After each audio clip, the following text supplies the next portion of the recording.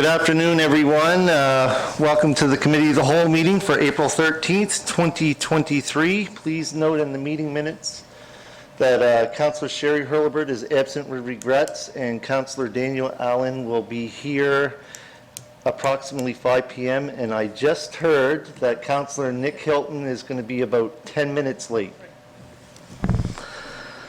All right, one more thing that I need to mention before I move on. This is for everyone in the gallery and who's watching online, that we're going to have a recess at approximately 3:55, and that's in regards to a contract negotiation that we're having with the Municipality District of Argyll and the town of Yarmouth. Once we recess, we need to go into camera, so I'm going to ask everyone that you please leave the council chambers. It's for contract negotiations. As I mentioned before, it's under MGA Act 22-2, paragraph E. We will be reconvening the Committee of the Whole meeting at 7 p.m., which you're more than welcome to attend. So I just wanted to make that, that note. Okay, moving on. I'd like to do the land acknowledgement. I'd like to begin by acknowledging that we're meeting on the traditional lands of Acadia First Nation, part of Mi'kma'ki, the ancestral territory of the Mi'kmaq people. Item number 3, additions or deletions to the agenda. Is there any additions or deletions? If not, I'd entertain a motion to approve the agenda as circulated. Moved by Councillor Patty Durkee, seconded by Councillor Lauren Cushion. To move forward, the agenda is circulated. All those in favor signify by saying aye. Opposed? Motion carried unanimously. Item number 5, if there's any declarations of conflict of interest, please notify me and I'll make sure that your name is mentioned, or the recording secretary, Jenny Porter, mentions your name in the meeting minutes.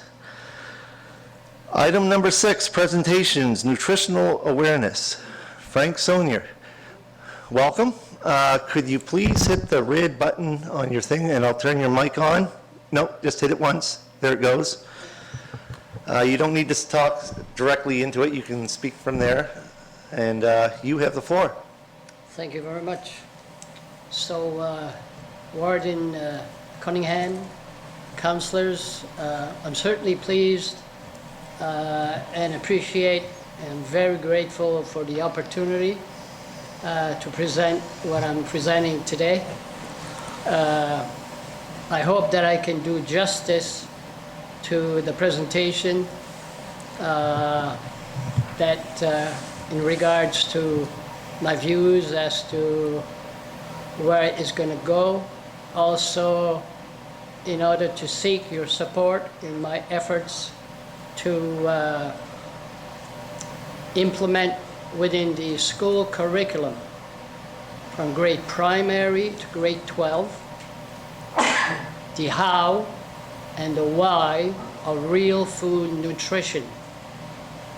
We teach math, arithmetic math, we teach history, we teach geography. Later on, grade primary, they do their alphabets and so on.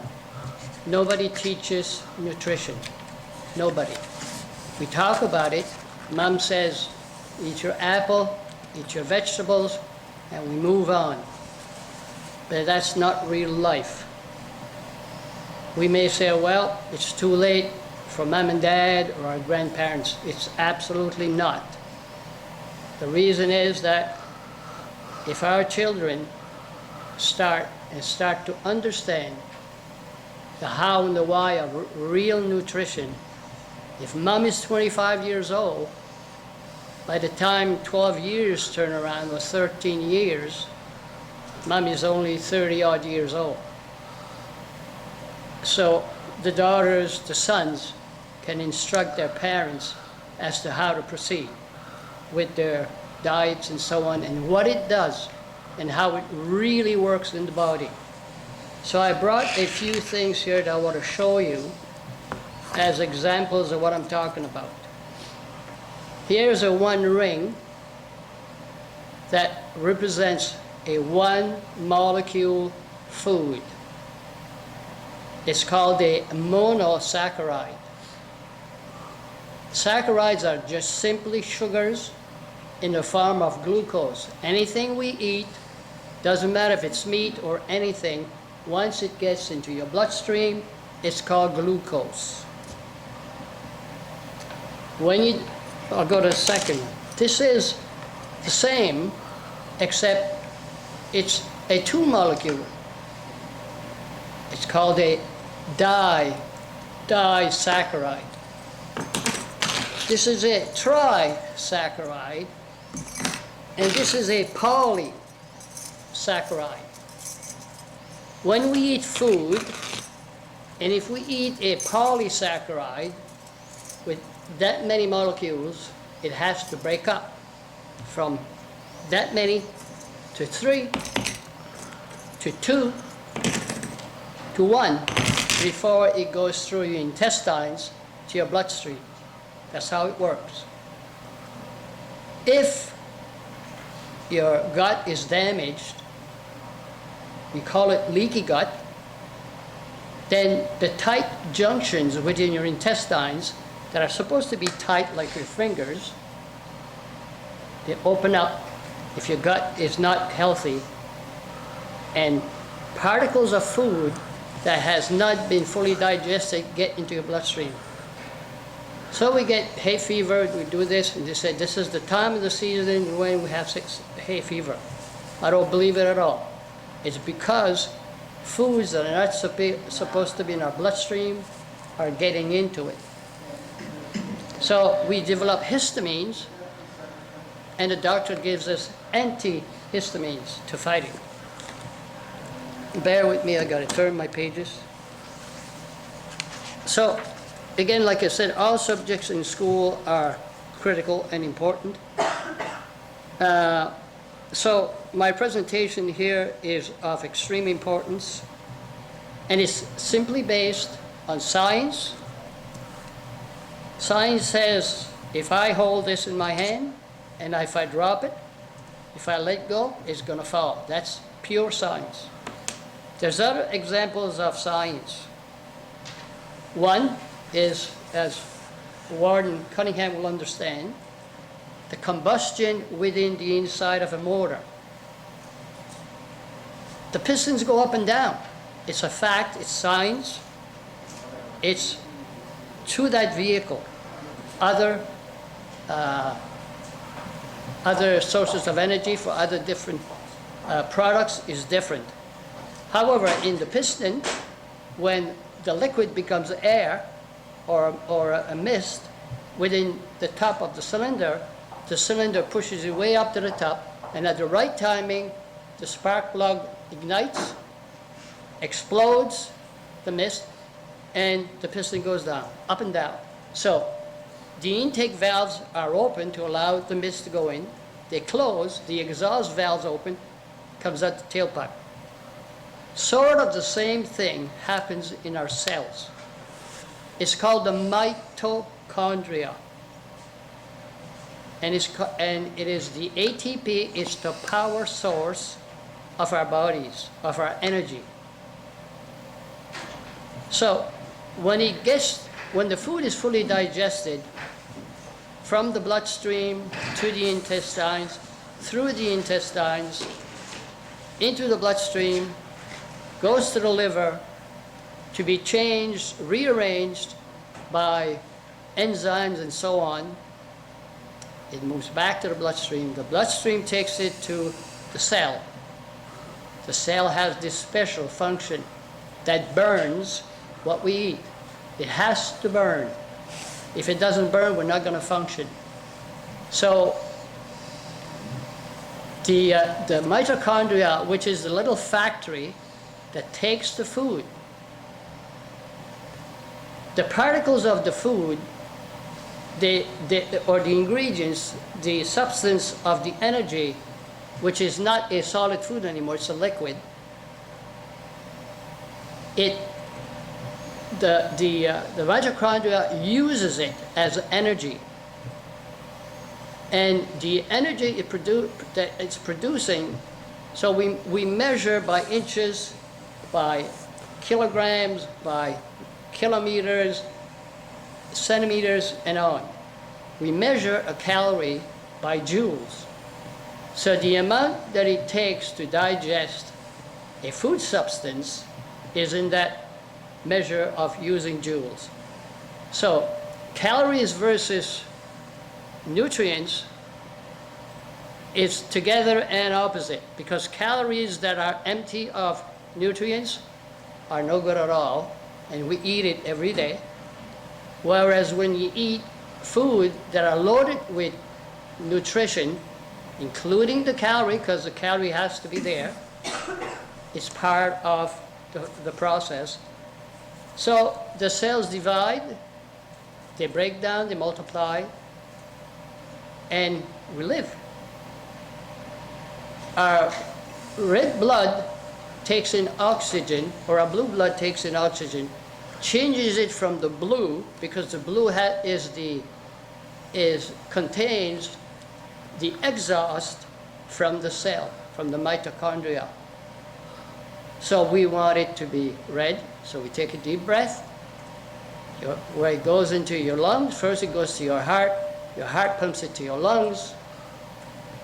You take a deep breath, and the blue blood changes to red, and then it goes down to your heart pumps it again, and it captures the food through these again, through the intestines, and the whole process starts over and over again. So what comes out of your cell is called oxidants.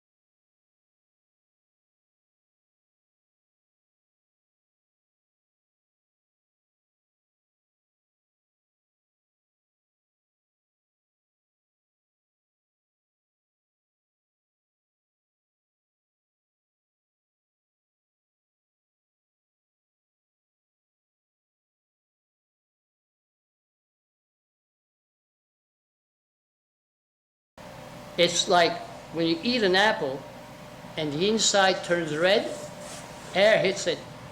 That's why it turns red. That's why poles or cars rust, because of the oxygen. When it comes out of your cell, we call it an oxidant. And guess what? We eat antioxidants in the form of blueberries and other things to quench the oxidants that come out. And the cell has a special place, or again, the cell has a special place where all this happens and life continues. So, let me continue. Like it says, science doesn't lie.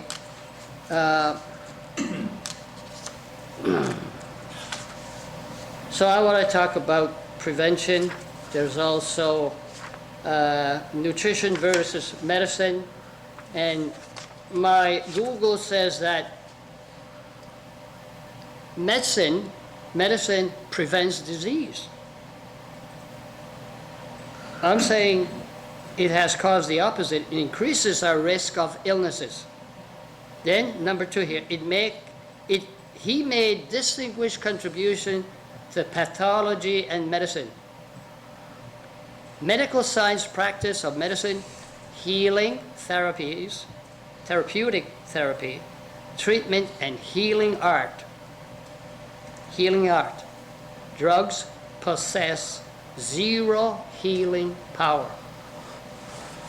I took 42 years of drugs. I never healed. I must tell you this before I continue. It was said of Frank that he tries to help others, but he can't help himself. That's correct. Because I had infections in my body from the age of 13. I'm 78 years old, and I just found out 3 years ago by a doctor in Ontario, a naturopathic doctor. And there's another naturopathic doctor in Bedford that I'm using now. I work with him, he works with me. He found the same thing. So they're not giving me drugs. Dr. Raid is not giving me drugs. He's giving me solutions to take out these poisons, these infections from me. It's called Klebsiella pneumoniae. I have mucus in my lungs. I've had it for years. Not so bad now, because I've stopped taking drugs and I stopped eating the foods that causes it, and with the infection. So, it's a compound. Drugs are a compound or preparation used for the treatment or prevention of disease. Give her some medicine. It's crazy. How many companies have ads on TV, and then afterwards they show the side effects of it, and then we take it because we choose to take it because we think there's no other option. And what happens? If we take it, we can't sue anybody.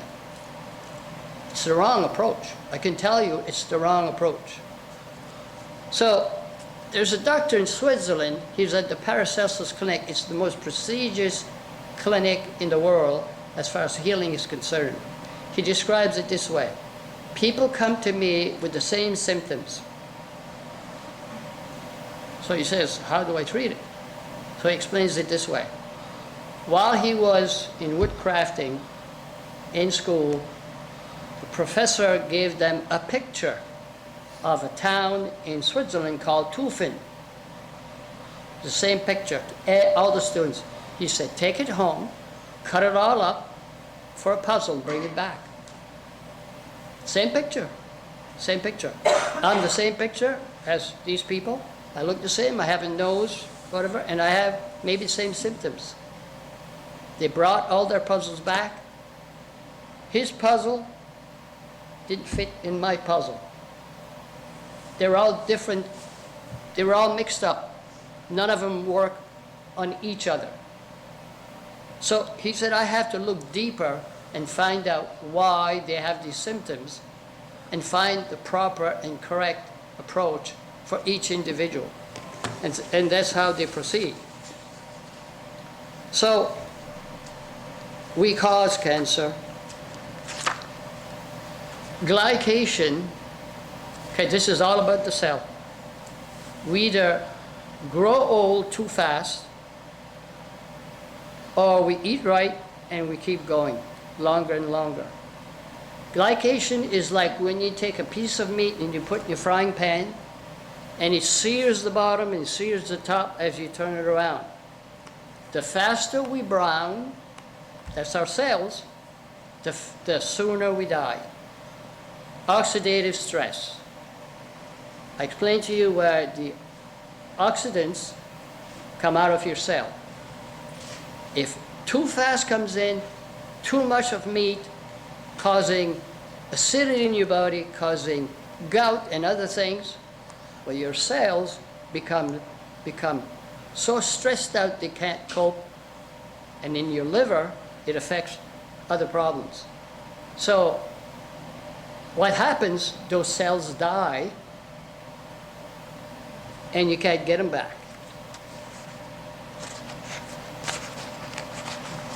So there's mitochondrial dysfunction. It's the same thing, because the mitochondria, again, is the factory. If you feed water to your combustion engine, it's gonna crack up. I called the next door neighbor, Paul Pache is a mechanic. I said, what if we were just to put pure liquid gas in the cylinder? He said, Frank, everything would break. He said the piston would shatter, the crankshaft, everything would blow up. Has to be a mist, okay? So mitochondrial dysfunction. So the sicker your mitochondria, the earlier you die. Now remember, the mitochondria is how your cells function. It's where your cells start functioning. It's called ATP. That's the power of your cells. Okay? So again, like I said, all foods in your body become glucose. It doesn't matter what you eat, it's all glucose. So there's a potential for hydrogen, which is where you have to eat, either on the acidic side or the alkaline side. On the acidic side, from zero, okay, maybe I should start over. Acidity and alkalinity is described this way. 0 acid, way back, way down. 14 is the highest alkaline. Just above the middle, where 7.35 is supposed to be the ideal, where your blood levels as far as acidity and alkalinity should lie. So, I had a thought in there that I just lost. So, cancer, diabetes, hypertension, cardiovascular disease, neurological, Parkinson's, Alzheimer's, osteoporosis, autoimmune problems, diabetes, and obesity all operate within an acidic energy source of energy. So we want to get sick, we stay on the acidity side. If we want to get well, then we have to go on the side of alkaline. Now, if we're too sick with having been too long on an acidic diet, the 735 is not high enough. We've got to eat more alkaline producing foods. So then we have insulin resistance. So what is that? How does it compare to resistance versus deficiency? Well, deficiency is where you can't get enough. It won't give it out. Resistance is when the cells are loaded and it won't receive anymore. The house is full. My door's locked because I can't receive any more people within my house. So what happens if you're not taking drugs to lower the glucose in your bloodstream? That's where you have cataracts, you have kidney problems, and nerve failure. Because the glucose in your blood can't stay there, it has to go somewhere. So it makes, as it forces its way through, tiny little holes into your bloodstream, and seeps out and damages those areas. So cellular membrane, I'll go quickly now, is the part that surrounds your cells. It's made of two layers. One layer here and then the other one here. In the middle there's protein. So the cell contents is inside. If something happens to that membrane, same thing with too much acidic foods, it becomes rigid and it's going to not work. You won't allow food to go in. If it's too fluidy, everything spills out. So there's another problem. Inflammation. Inflammation, these are called the 8 pathologies. Inflammation is very, very necessary. You can't live without having inflammation because it warns you. It's a sign like the light bulb on your dash that says something's wrong here. So we just can't quench it. We just can't take a drug to fix it. And then we subdue the immune system and we give it something else so that the immune system doesn't work anymore by taking your drug. Doesn't make sense to me. Doesn't make sense at all. Years ago we had farmers, they didn't need to know all this. They didn't have to, because it was all good food. It was all good food. Well then you may say, well, they had problems too. Okay, not everything is perfect. However, they could have been eating too much meat, causing acidity issues. But more or less, they lived longer lives without drugs. And they made it. They had their own vegetable garden and so on. Epigenetics. Well, I've heard a lot about that. So the epi is the switch on your wall. The light bulb is your gene. Turn it off or turn it on. Off or on, off or on.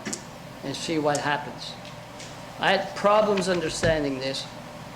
And B12 is a great contributor to our epigenetics to be better.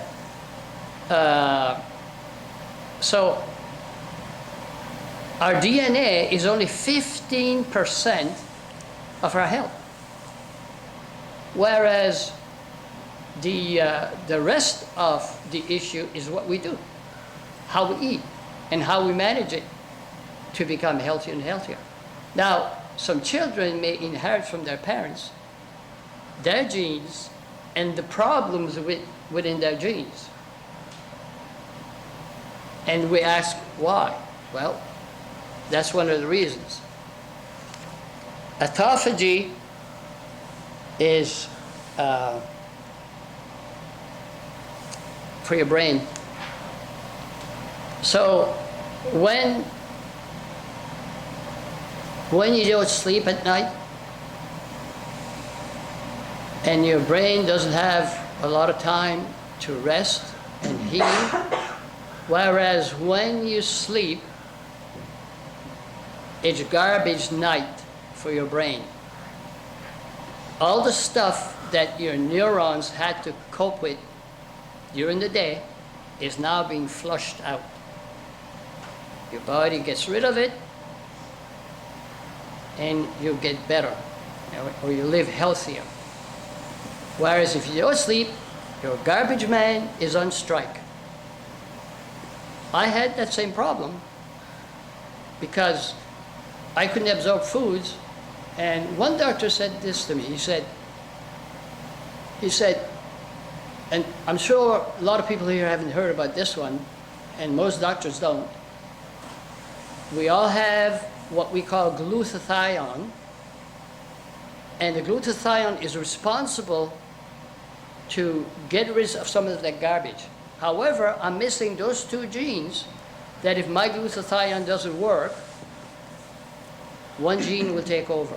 Well, I don't have that one, and I will have the second one. So we're working on that.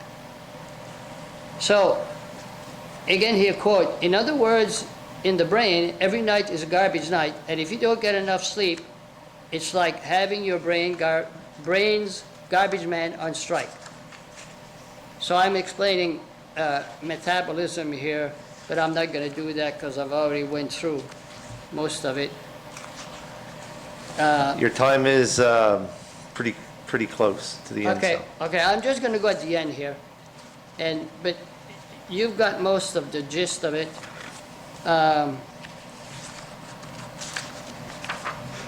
So we need omega-3. Exercise and real food induces sleep. Real food, exercise, and sleep brings on health. And the oxidants that come out of your body when you exercise, it helps get rid of the oxidants. It helps the process to go through. So exercise. When people socialize, older people, they eat white bread, sandwiches loaded with processed foods, fructose. They drink, please don't drink any fruit juice. Fructose doesn't digest and doesn't burn like glucose. Euthanasia. People now opt to have assisted dying. That doesn't rhyme with me. That doesn't make any sense at all. I thought for years and years, osteoporosis is simple to explain, especially for women, because they don't have the size of the bones because they're not physically active enough. Some of them are. I'm not saying that's true of everybody.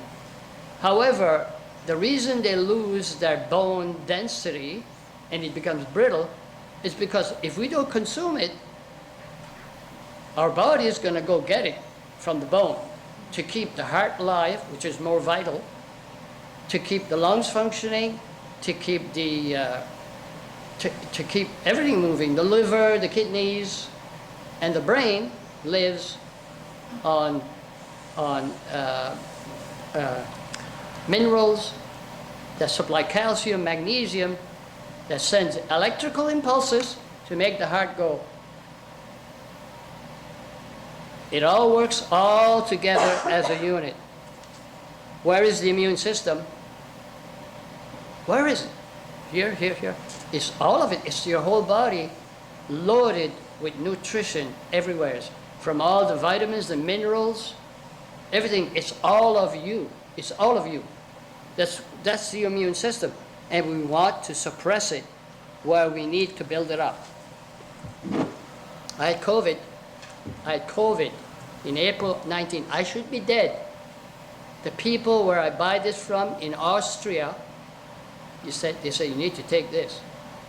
I haven't worked outside on my house plus 20 years.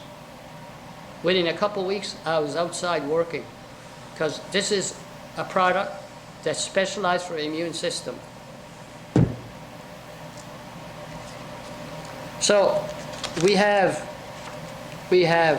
circulatory systems, we have lymphatic system, we have reproductive systems, we have all kinds of systems in our body.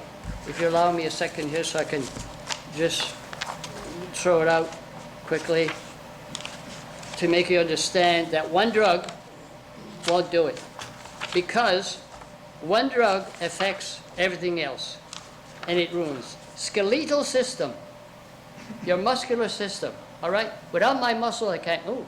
If I have just my tendons and ligaments, I'll be dangling, but I need my muscles to move them. The nervous system, oh, I had those problems. Endocrine, let me tell you just one last thing, please. So people think that when they're stressed out, that it's here. If they create the stress because, oh, something bad happened, and then I can't forget it. Well, here's what is the body's reaction. On top of your kidneys, you have small glands. They're called adrenal glands. And when you need them to run away, it secretes what we call cortisol. That cortisol tells you to run, or in a stressful situation, it stresses you out. It really stresses you out. And if we all knew that if we were to take control of the situation, if a bear's not running after us, or anything like that, if it's something you can resolve, if you're working too much, relax. And this will calm down, the cortisol will go down, and your good hormones will come in to make you feel good. Thank you. Thank you very much, Frank. You're welcome. Do you have a copy of that presentation that you have there? Yeah, I've got 'em. I've got this one here, but I'm not sure. It's okay, but I'd like to make it really presentable. Well, what you could do then is you could make it presentable and either bring it to the office or pass it to Jenny, and then we'll circulate Okay. that through the Okay. council. Any questions from councilors? Ask any questions, if I Deputy can answer, I Warden? will.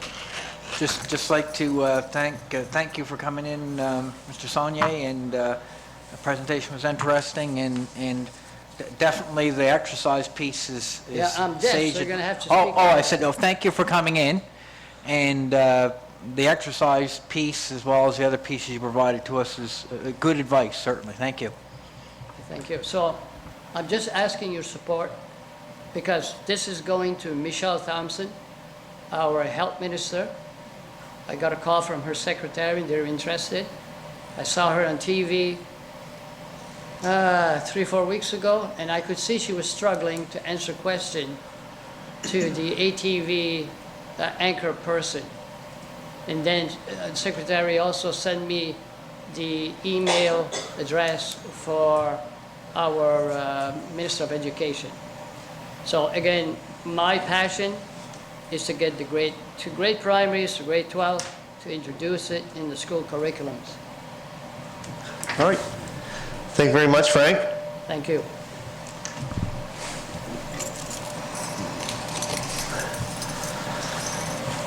All right, moving on. Item 6.2, role and responsibility of council. Mr. Dale Millen.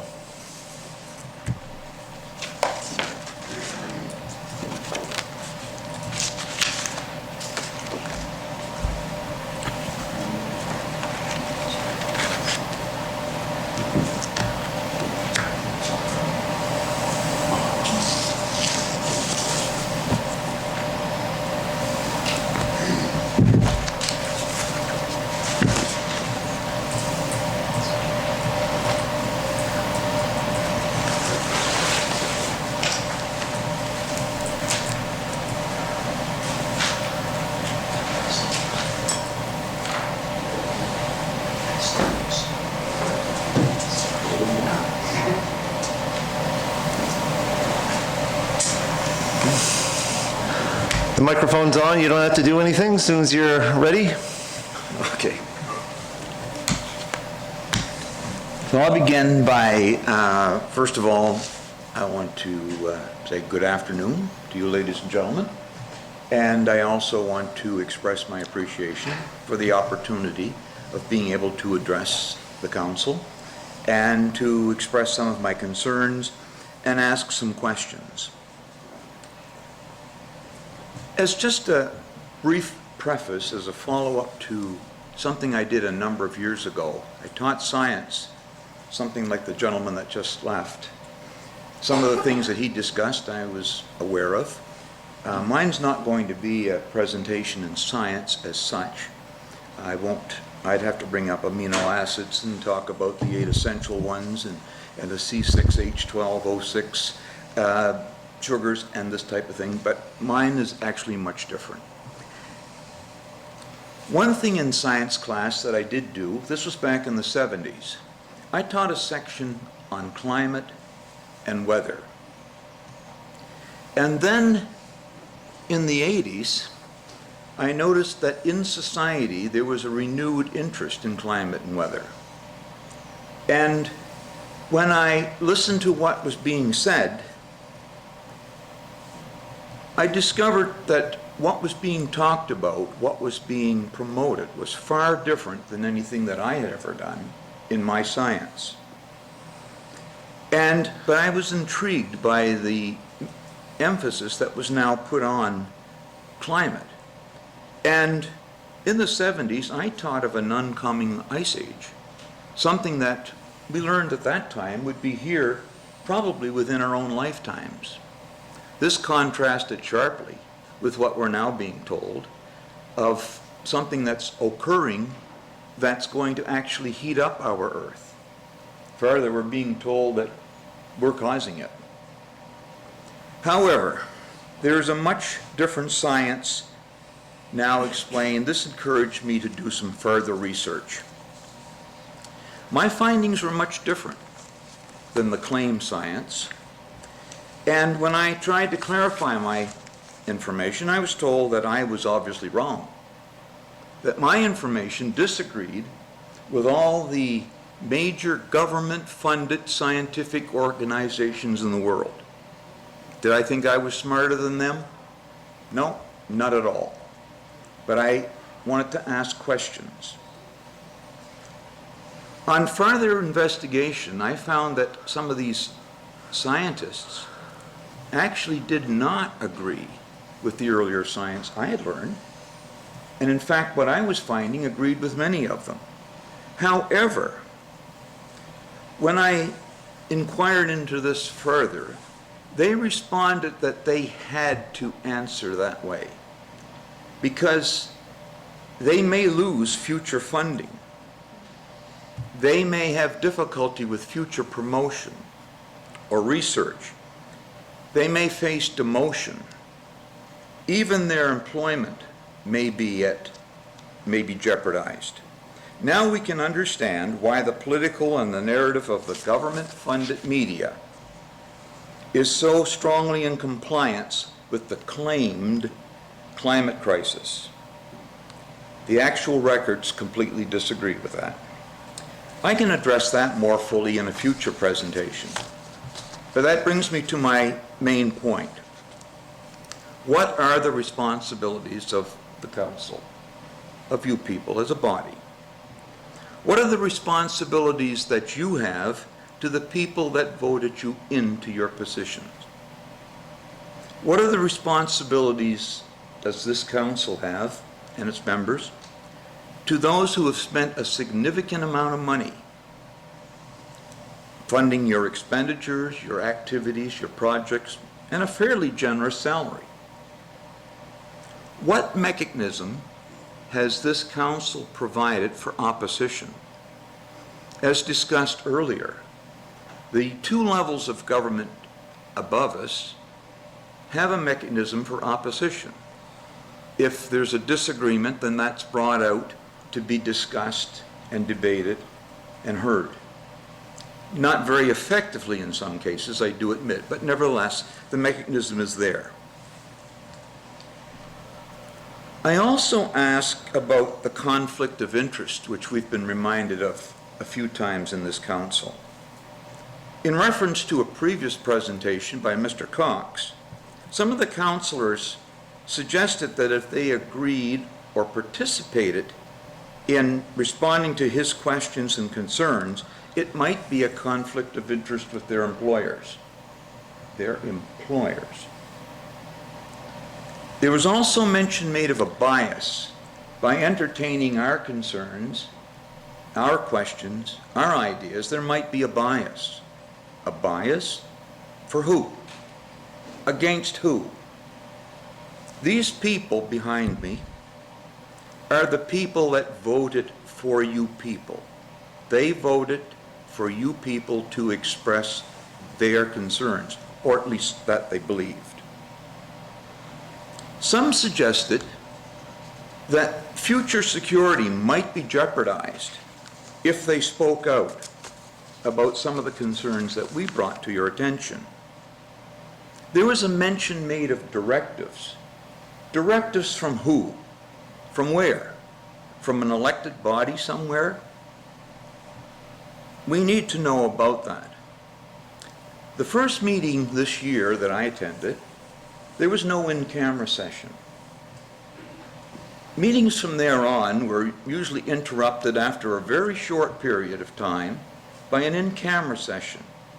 A period of time, excuse me, a period of time which we were not privy to. We were not told what was happening, and we were not told what had happened. It was secretive. We had no input, no knowledge, nothing with these in-camera sessions. Points by the councillors, this council, they're an excellent example of how the views of this council can be shaped by outside or unelected forces. This potentially distorts information that is relevant to the naive and believing public, the public that voted for you people to represent them. As an example or a hint, think of the claimed climate crisis. Think of that fraud that has gained worldwide traction, all began, promoted by, and discussed by unelected people, unelected bodies. Rightly or wrongly, some of us have been led to believe that in a municipal election, we were voting for someone who would best represent our interests, the public's interest, the interest of the voters. If I have gotten this wrong, then I ask, why spend the time, the resources, the money to have a municipal council? Why not instead just get a half a dozen people or a dozen people that could dictate the government's views to us? Not bother with elections and that type of thing.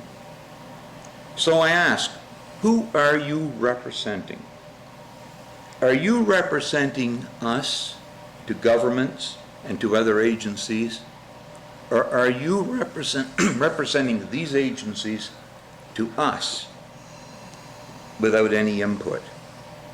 I thank you very much for your attention and for permitting me to ask these questions and express these concerns. Frank, before you move on, sorry, Frank, Dale, Yeah. do you have an email address? Because I see Yes. that your questions are outlined. Does staff have that? Yes, my email address is my name, followed by the word Main, as in Main Street, and gmail.com. All right, because you post some questions here, and I would like to see some of them answered. Yes, of course. And I can respond further at this point, or if at some future point, that's fine as well. I see Councillor Nick Hilton has a question. You have the floor. Yes, Councillor. Thank you, Mr. Chair, and thank you for the presentation, because they are good questions. And I think when you run for council, sometimes you do it for specific reasons, you know, things that have happened in your life that you, again, you have questions about and that you want to see done differently. And they're not always the same questions that you might have. So when we interact like this, I get an appreciation for what's on your mind, things that may not be on my mind. So what you guys are doing is of a benefit to me as a councillor, because it does help me advocate for you when those things come across our desk or come up politically or personally. You know, you talked about the opposition thing, and I think I mentioned it once before. I prefer municipal council because you see us as one, but really we're 7 individuals that can all speak against each other if we wish. There's no party politics. There's no, you know, we're all individual. For me to get something passed here, I need 3 of my colleagues to vote for me, not just Liberals or Conservatives or NDP, whatever. I need 3 of my councillors to agree with something that I agree with. In my opinion, it's harder to do that here. Now, sometimes the topics that you bring up aren't topics that are municipal government topics. Normally, you're bringing them to us so we can talk about them, but you know, when we talk about healthcare, that's probably a little bit bigger than this room, but we can advocate for you when that comes up. And I will speak to my conflict of interest briefly. I, as a councillor and as a nurse, was involved in Nova Scotia Health when we were mandated to take the vaccine. And I feel not so much bias, but feel almost PTSD from the experience. Because, you know, my colleagues got marked out the door, I chose to stay. You know, it's hard for me to make a decision that doesn't have bias involved in it, because there is emotions that are attached to that, and for me that's a conflict. So when we made the decision to send the letter of support, although I supported it, it's hard for me not to be emotional about it either, which to me that's what conflict is. So not so much worried about losing my job. I just feel like when you read what conflict is, that was the definition of it for me. Anyway, I do appreciate everything that you guys are bringing to the table. It adds to me as a politician, and it adds to us as a community. And yeah, I think I'll leave it at that for today, but I look forward to more conversations. Okay, thank you. Deputy Warden Trevor Cunningham. Right, thanks. Lots of good points, Mr. Mullen, and the media bias piece, I do agree with you on that, certainly. There are, I believe, media biases at play today, obviously, because it's pretty evident to me. So many may disagree, but I think that the media piece is a really good point that you've made. Having said that, like my colleague, the conflict of interest, there is legislation, so that does help a little bit. I mean, the Municipal Government Act, we are, at the end of the day, we can, I mean, as a council, we can like it or not, but we are children of the municipalities, are essentially children of the provincial government. So we are bound by the legislation they put forth in the Legislative Assembly, which is the Municipal Government Act. So in there it talks about our roles and responsibilities and so forth. And I always really, as a councillor, make it pretty clear with the priorities. And some of you may have, I visited your door, in fact, and I have a brochure with a trifold, and I'm very careful about what I represent and what I hope to get done. And, you know, and there's always things that come up at the council table in a 4-year term that, you know, you wouldn't have necessarily foreseen, but yeah, I try to stay true to that to the extent that I can. But really, a lot of the piece around conflict, it is very, very strict in terms of following the conflict of interest rules. Also, so for instance, we have accessibility standards that we need to adhere to. So those are provincial regulations that are coming down, and maybe a lot of it's certainly good, but we're bound to adhere to those because we have public buildings that are in the province of Nova Scotia, and we need to follow the rules. So there is that complexity at play, but you know, to the extent possible, you know, I try to represent those that voted for me and those that didn't necessarily vote for me when I go door to door, and I'm very, very careful you know, to talk to people about issues and try to represent what the people the best way that I know how as a councillor. So, and again, I'm always available to answer questions. So thanks for coming in. It was a good presentation and a very, very good series of questions.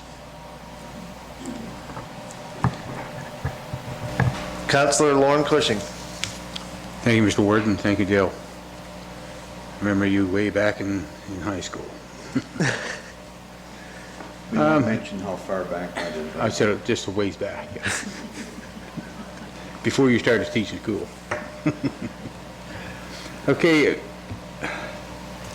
Responsible to who? I'm responsible to represent the people of District 6 in the municipality of Yarmouth, number one. Our priorities are set by my fellow councillors who are sitting here. And we try to make those priorities in the best interest of the municipality of Yarmouth. Pressures from outside? Yes, we do. We have a lot of pressure from outside. And my role as a representative for District 6 is to try my best to make sure those outside pressures do not influence our council to make decisions that will affect the citizens of District 6, but also to the people, the citizens of the municipality of Yarmouth. That's what I'm here for. I'm always here for, anybody wants to contact me, they certainly can. That's not a problem. Councillor Cunningham mentioned about media bias. Yes, there is. There's always somebody trying to say, you're wrong, I'm right. You know, and that's, instead of just coming up with the facts and letting the people, let the citizens of each district of the municipality have their own say without being influenced by others. That's what I find the bias is. So, thank you for coming in, and a lot of tough questions there. Thank you. Councillor Patty Durkee. Thank you, Mr. Chair, and thank you, Dale, for bringing your perspective to the table. What I just want to tell you that I was a teacher for 26 years in Ontario. It's an unfortunate circumstance, isn't it? Yeah, exactly. And thankfully, I decided to leave early and before I could actually retire. And one of the reasons I chose to leave is because I found that the curriculum that we were being asked to teach was definitely driven by a particular government. And what they were asking us to teach children, because I taught elementary school, was beyond what they would be interested in and beyond what they would even comprehend. And when it came to that, and this is what we were told, compared to teaching things that I knew kids would love to learn about, it was at that point I made the decision that I needed to be done. Because it just didn't make sense to me. So I understand where you're coming from completely, where, you know, many years ago, you know, we had some choice, or we did teach things, but things have changed so much since then. And I'm really glad to be retired at this point. I share exactly those same sentiments. I left for the same reasons. Dale, you would put one question in here in regards to mechanisms for opposition to something that's downloaded to the municipal government. Like, we seem to get a whole stream of different things.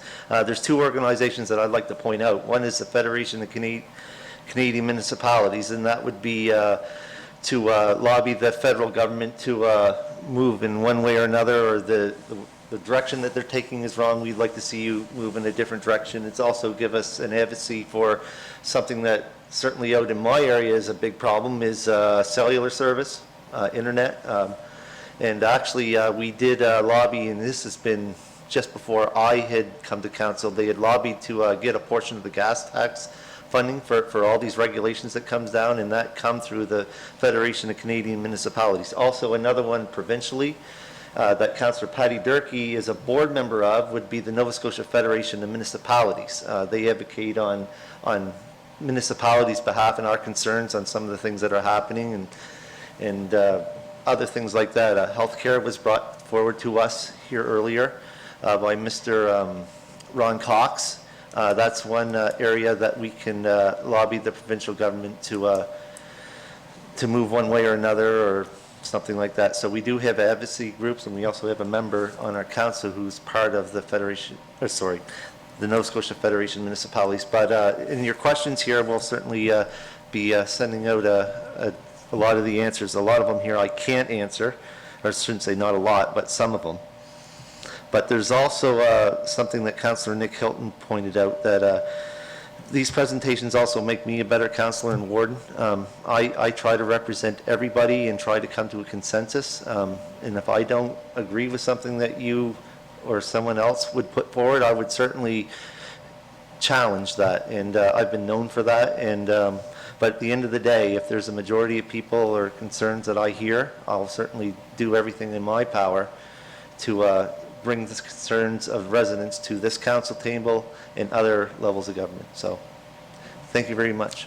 Appreciate your, Councillor Helton. Thank you, Mr. Chair, and thank you, John, for those words. Just to build on yours and Councillor Durkee's conversation about, leaving the education system. I've been a nurse for 20 years, and we watch a number of nurses leave for several reasons now, just mainly because it overworked and stressed and burnt out.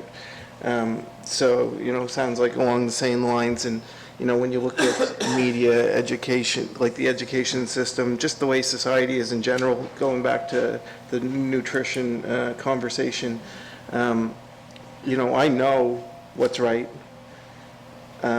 I've learned along the way a lot of the gentleman was speaking about, and doesn't mean I do it. I know the answers and still don't do it. I'm the last person that should speak about nutrition, unfortunately, but I know better. So my question is, what's next? You guys are here, so what's next? Like, what do you see us doing? We can write a letter, but it's a letter. We don't speak to healthcare or education the same way that the provincial government would. We can be supportive, and you guys do such a great job of advocating and doing it in a respectful manner, which has been amazing. And you're making us all better counselors. But what do you guys see as next, I guess? Well, personally, and in this case, I'm only speaking for myself personally, but I think it's very important, and this could be said for all levels of government, that we have a representative government of the people. That's disappearing from our society. We are almost under a complete dictatorship at the moment from the top, and this is not to anyone's benefit. Not to your benefits, I don't think. Definitely not to mine. And we're finding that the people are having less and less say in what's going on. This was the beginning because of outside, and it's because of my interest in climate and weather, which I've had for many, many years. I've even written 2 books still in draft form on it. But when I studied that, I saw so many parallels in other systems, that people that were outside of the system were making decisions that affected all of us, with us not having any say. And that perpetuated one of the greatest frauds that we've ever experienced in history, the climate crisis fraud. And I can speak for hours on that if you'd like for me to. But I use that just to build in as to what influenced those very good scientists to say something, or at least allow others to say something about them, which were completely wrong. And I now know, not on a personal basis, but on a communication basis, and on having read their stories, their research, their publications, how many of them are not saying at all what your local media tells you and what your governments are telling you. And it's because of this that I sort of say, we let that slip, and that's only one example. I could probably use, and others can use many better ones maybe, but we let that slip from our hands, and we're paying dearly for it.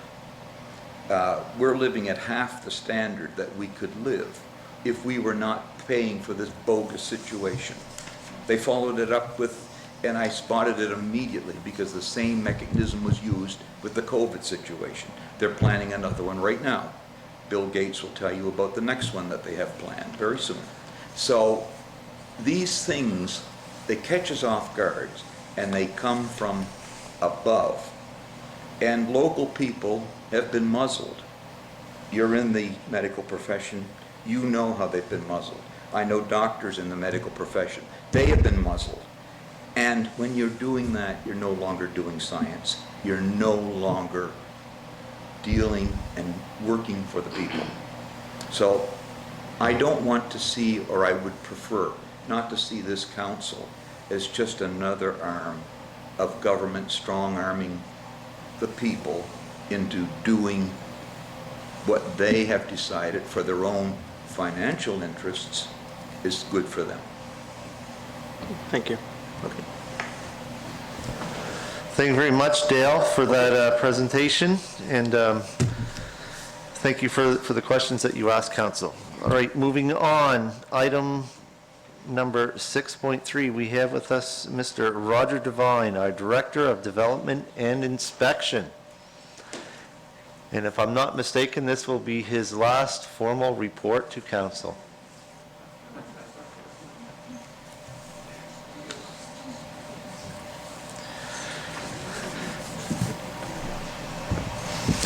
Hello. Yes, you are correct. This will be my last presentation. And I'll try to keep it relatively brief for you. So usually this time of year, I try to look at, get an idea of what construction and development might look like for the coming year. And as you know, I have a few theories on that, which I think have turned out to be quite correct over the years.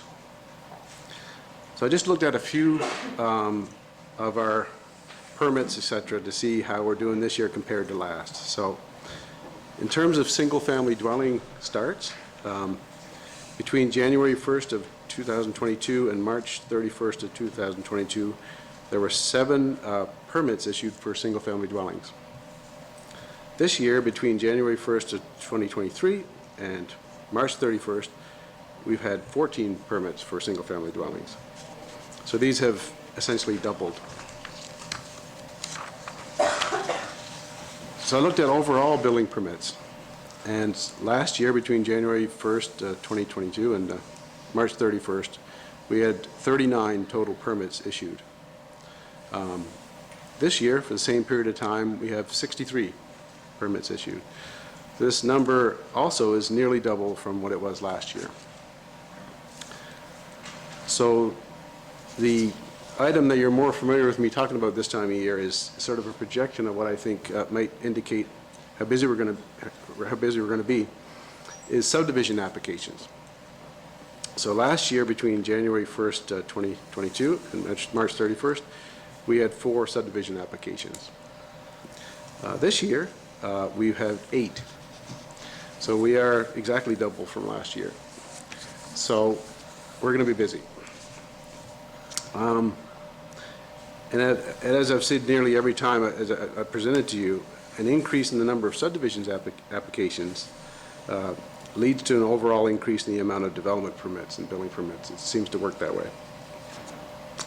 I want to make a small mention of our ongoing municipal planning strategy and land use bylaw review. As you are all aware, we're in the midst of a review of the municipal planning strategy and land use bylaw.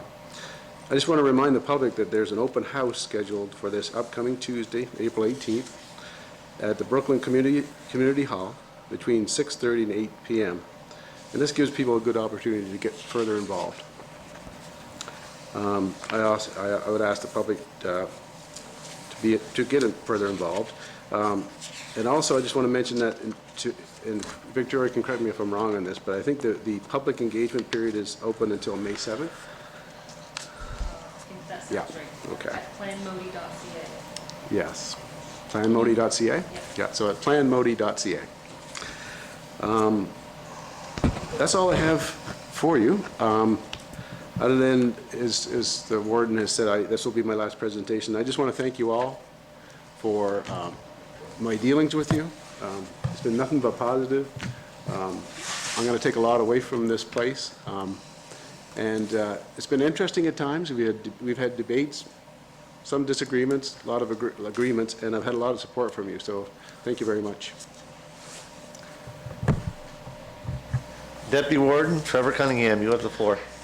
Well, thank you, Roger, and likewise, it's been very, very good working with you and lots of difficult files, and I was very happy to see you talk about the, in addition, I guess, to the increase in development in the municipality, or potential for development, I guess both, the municipal planning strategy and the land use bylaw work we're doing, and I'm chair of the planning advisory committee, and I can tell you there's a lot of work for people out there in the public that has gone, and that is one of the very biggest responsibilities that we have as a municipal council is to put in place a framework that respects everybody's right to use their property in the best way that they can for their own sort of public right or private right, and also for the benefit of the overall municipality, and that's not easy work, and we are going out in many, many ways to the public to try to get as much input, both through council and through our consultant and through PAC, to get that right. And there are always some trade-offs, and that's probably in the area that is the biggest struggle for a councillor, sort of private property rights, which I'm really, really in favor of, and then sort of the rights of the adjacent landowners and those types of things, or all those pieces, as you well know, Roger, those are very, very tough things to deal with, and you have dealt with them certainly very, very well. So again, thanks for all your service, and all the best in your future endeavors. I'm sure that you'll do very, very well moving forward. Thank you. Thank you for the kind words. Councillor Patty Durkee. Thank you, Mr. Chair. Huge thank you to you, Roger, we've worked together for, it's been, 6 years now, and I can tell you that I have learned so much from you. You have been a wealth of information. I didn't even know what a riparian buffer zone was before we met. A lot of construction things that I can now go out and say to people, and hopefully I'm giving them honest and truthful information. But it's been an absolute pleasure to work with you, and I wish you all the best in your future endeavors. Good. Thank you very much. And I'll miss you. Okay. It's been fun. Me too. Thank you. Councillor Lon Cushing. Thank you, Mr. Warden. And again, Roger, thank you for all your dedicated work to the municipality of Yarmouth over the years and bringing things to our attention.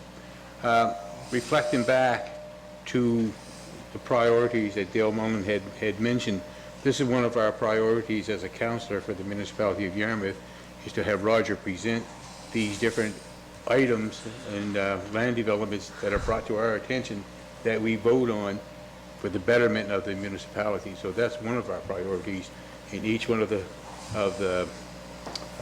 staff of the municipality. That's what they do. They bring us information for us to make decisions on. So there's many priorities that we decide on that affect the municipality of Yarmouth. Thank you again, Roger. Thank you. Councillor Hilton. Thank you, Roger, and thank you for the presentation today. And every number you gave us seems to have doubled from last year. And this might be to the CAO as well as you. What's the plan going forward for how many people does it take to replace a Roger? So actually, this is one of those items that does qualify for in camera. It's a conversation about personnel and specific personnel, and a plan is developing to pitch to council in the very near future. We'll likely have to have a short-term plan and then a longer-term plan. Okay. Thanks again, Roger, for everything. Yeah, thank you as well. Yeah, you're welcome. Well, Roger, I guess I'm going to be sad to see you go. Seems like me and you've been here for an eternity. I've known you since I come in. I can't remember. It was John Sullivan that was the first. Then you took over his job, and I really enjoyed our discussions that we had and why the way things are, and it's kind of ironic that there was questions posed to us. A mechanism for opposition, and you, some of the building codes and stuff that I didn't agree with, and certainly increases the cost of housing and making affordable housing, which when you build a home, I do realize that you need to make sure that the home is built properly, but I question some of the regulations that were handed down to us through the National Building Code, and you gave me advice on who to contact, whether I had any movement or not, which I don't believe I did, but at least I expressed some concerns over things like that. You're certainly going to be missed. Love to see your smile every day, and you enjoy what you have future plans for, and please don't be a stranger. Well, I certainly won't be a stranger, and I will miss all of you. We've had our good times and bad times, but mostly good and all positive. So it's been a privilege to work here, so thank you. All right, thank you very much, Roger.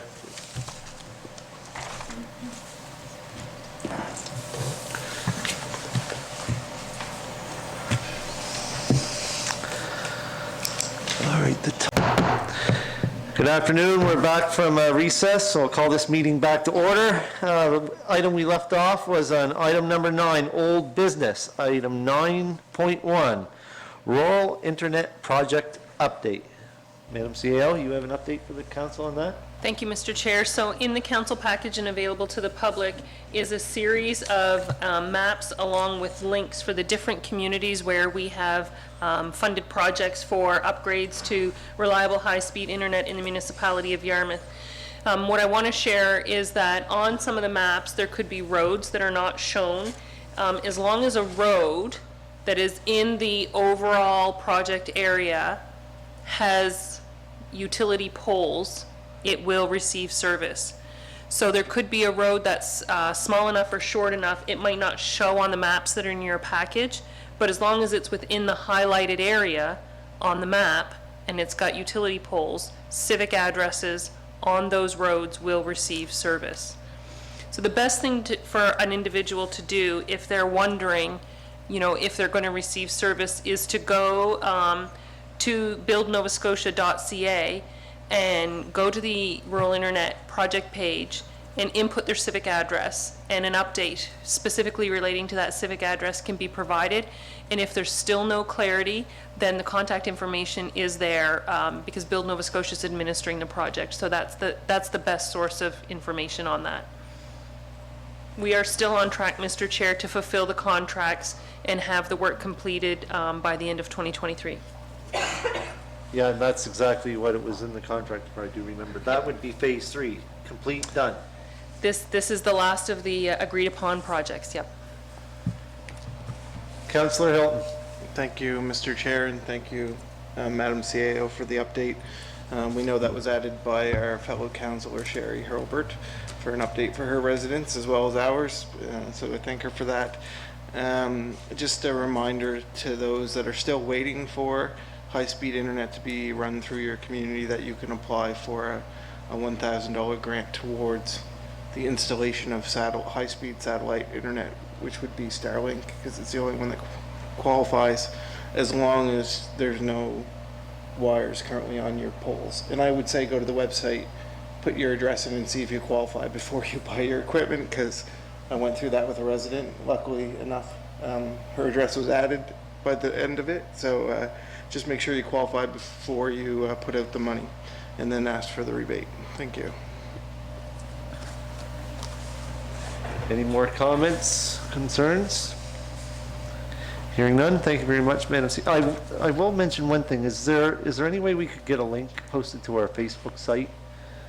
Or like link to Service Nova Scotia, or because that would be easy, because you could also refer that, because that's always there, and all of a sudden what you have to do is just do a quick search. Yep. For those who have internet. For those who don't, we could just put a little poster up in the foyer with the telephone number so people can call and work with the staff at Build Nova Scotia. They're very good. Yeah. Okay, moving on. Item 9.2, Chabot Road Corner update. So I can start, Mr. Chair. So in the package is a confirmation from our area manager around some signage that was installed in that location to help improve safety for motorists. Councillor Hilton. Thank you, Mr. Chair, and just a thank you to council and our local Public Works Department of Transportation for quickly putting up that signage. It's very noticeable, which I think is the point, and the residents in the area have noticed it as well. We know that the majority of accidents there are related to alcohol, unfortunately, but this should help, and we'll continue to watch what goes on there. So thanks again for all the help. Any more questions, comments on that item? Hearing none. Item 9.3, briefing note on hosting a meal in the municipality. I do believe Jenny Porter is going to be giving us a report on that. You have the floor. Thank you, Mr. Chair, and thank you, Council. So before you in your packages, you have a briefing note on hosting a meal. So to summarize, Earlier this year, council passed a motion requesting that staff research on how the municipality can host a meal. Included are details on the 100 Meals program that was done in the town of Yarmouth, which council participated in this program on March 5th. So should council want to host a community meal, it's important to highlight that residents are widely spread throughout the municipality, and it would be best to host a meal in each district, sort of like what you've done with the levy. The meal would need to be hosted at locations with kitchen facilities that are approved by Nova Scotia Health and accessible.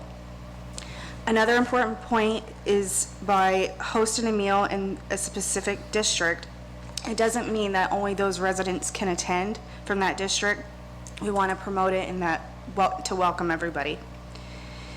When it comes to help and volunteers, council could seek volunteers by putting a call out to community groups and organizations in each of the 7 districts to partner with council on bringing meals together for their communities. A cost has been noted, and the amount is based on the cost of the meal that you did in the 100 Meals program on March 5th. So we've estimated to do this in each district, approximately it would cost $2,200. You could also collect monetary donations at the events to offset the cost of delivering the meals in the communities. Under Appendix A, you'll see a step-by-step guide of how to host a community meal. This can be helpful when it comes to organizing the event. And this program also fits within your strategic plan under population growth. An event of this type can attract and support newcomers in the area and create welcoming communities. And we all know food can bring people together. So with this information before you, staff is recommending that council seek a community partner in each electoral district for hosting one meal at a central, approved, and accessible location in the 23-24 fiscal year, and further that council budget $1,500 in the 23-24 fiscal year to help offset food costs not covered by donations, and further that council commit to hosting one meal per year. What is the pleasure of council?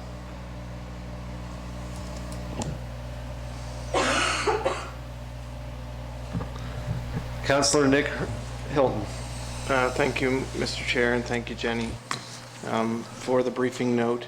So my question is, through you to the CAO, do we need to make some sort of approval now to get it in the budget, or can we table this till May until Sherry's back, because it was her idea? So we can approach it a couple of ways.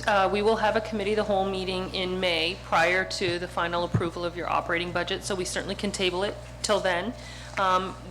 In terms of putting your budget packages together for you, it would be helpful to have a sense of where you want to go with this, just to make sure, because it's a new program, we do get it included. So I think that you have time to defer until committee of the whole in May, when other councillors who are passionate about this initiative are here, and then go from there. Yeah, so I'd make a motion to table it till May, until Councillor Hobart can join us for the discussion. It also gives us time to think about what we might want.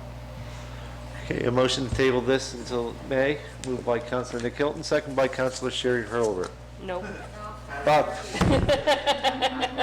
Someone mentioned her name.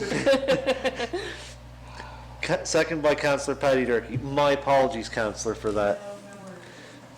My God, I'm like a dog chasing a squirrel.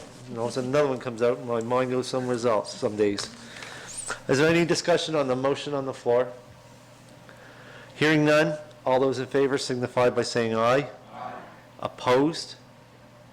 Motion carried unanimously.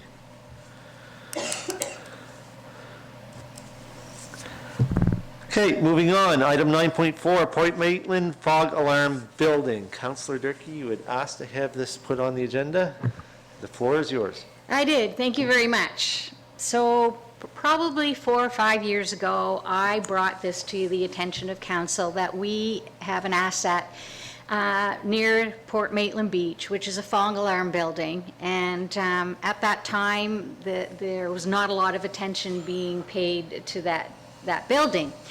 And my hope at that point was that that possibly a community organization might be interested in taking over that building from the municipality to run it as a museum or to use it as they see fit.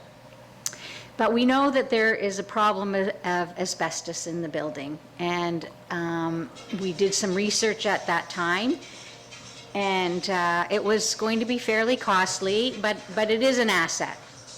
And I'd like to bring this to Council's attention again and make a request, because we have a complete document done by the Harbour Authority of Port Maitland, and they're really working on making Port Maitland a destination and using their harbour as more than just lobster fishing in the fall and winter. And as part of that overall big picture plan, they had included the community take over the fog alarm building. So some things have developed since then, and that is that there is a society or a group of people who are have formed a society, because they now, at that time when I first brought it up, this was kind of in the works, thought of, but now there's a group that really wants to do this as part of this bigger project. So the bigger project has, right now, they've applied for a grant because they're starting with building a stairway from Port Maitland Beach up to the wharf. And so that's going to reduce the use of the sand dunes, which is great to save those. And they're looking at eventually putting a boardwalk around the wharves to get from one to the other, and there's talk about maybe bringing a food truck. And so I'm bringing this back to the table, wondering if we would kindly do some research, find out what it would cost to get rid of the asbestos in that building again, and then turn it over to the community for $1, whatever, and they would like to take over and make a pictorial history of Port Maitland. It's really important to the community that that building be kept in decent condition. And if we don't do something soon, it's going to continue to deteriorate, and would be really sad, because it is important to the community, and the way things are going in that area, it is going to be a destination for locals and tourists. So a couple of things. Yes, they're going to be doing a boardwalk and stairs. Just to let you know that the Small Craft and Harbors have recently invested $230,000 to make improvements to the wharf. They're also going to be helping with the cost of the stairway that has to go, because they have to do armor stone to build up the armor stone where it's kind of worn down there. So there is a whole project going on, and people are really excited about it. So I would really like to I'm going to make a motion that we ask staff to investigate the cost of getting the asbestos removed from that building. And once that comes back to us, depending on how much it is, I'd be looking at renting it out to the community so that they could take it over and take care of it. The door needs painting right now. There's a glass window that's broken, and it's I did it on purpose. Yes, I broke the glass. No, I'm just kidding. I'm just kidding. So it would be nice to have that maintained. One of the other ideas that the Harbour Authority had, and they're separate from this society that's being set up, is to build a lighthouse at the end of the wharf to create the historic environment that it once was. So yes. My motion was not supposed to be that long. My motion was to ask staff to investigate the costs of getting the asbestos removed so that the project could move forward. Okay, a motion on the floor. Do I have a seconder? Seconded by Councillor Nick Hilton. Any comments or questions? I do have one thing. If I remember correctly, it wasn't asbestos, wasn't it lead paint? I think there's some of both. So probably the scope of work would be to identify any remediation that would be required to deal with harmful materials. Thank you. Is that okay? Yes, the wording of the motion, that would be wonderful. It's unfortunate we didn't do it a long time ago, because I'm sure now with inflation that the cost is going to be more. But if we don't do it now, then we continue to wait, it's just going to get worse, or the building's going to come down. Yeah, it would certainly hate to just dwell on one thing, asbestos, when we do know that there is lead in the... Lead, yes. Lead in the paint as well. You are correct. I do remember that discussion about that, and I certainly do specifically remember you back in previous council bringing this issue up. So, I'm back. Councillor Nick Hilton, you have the floor. Thank you, Mr. Chair, and thank you, Councillor Durkee, for the suggestion. I'm all about supporting community groups who are willing to volunteer to do more. It's less work for us, and I'm excited to see what Derek and his crew do in Port Maitland, and this kind of fits our strategic plan through the placemaking pillar.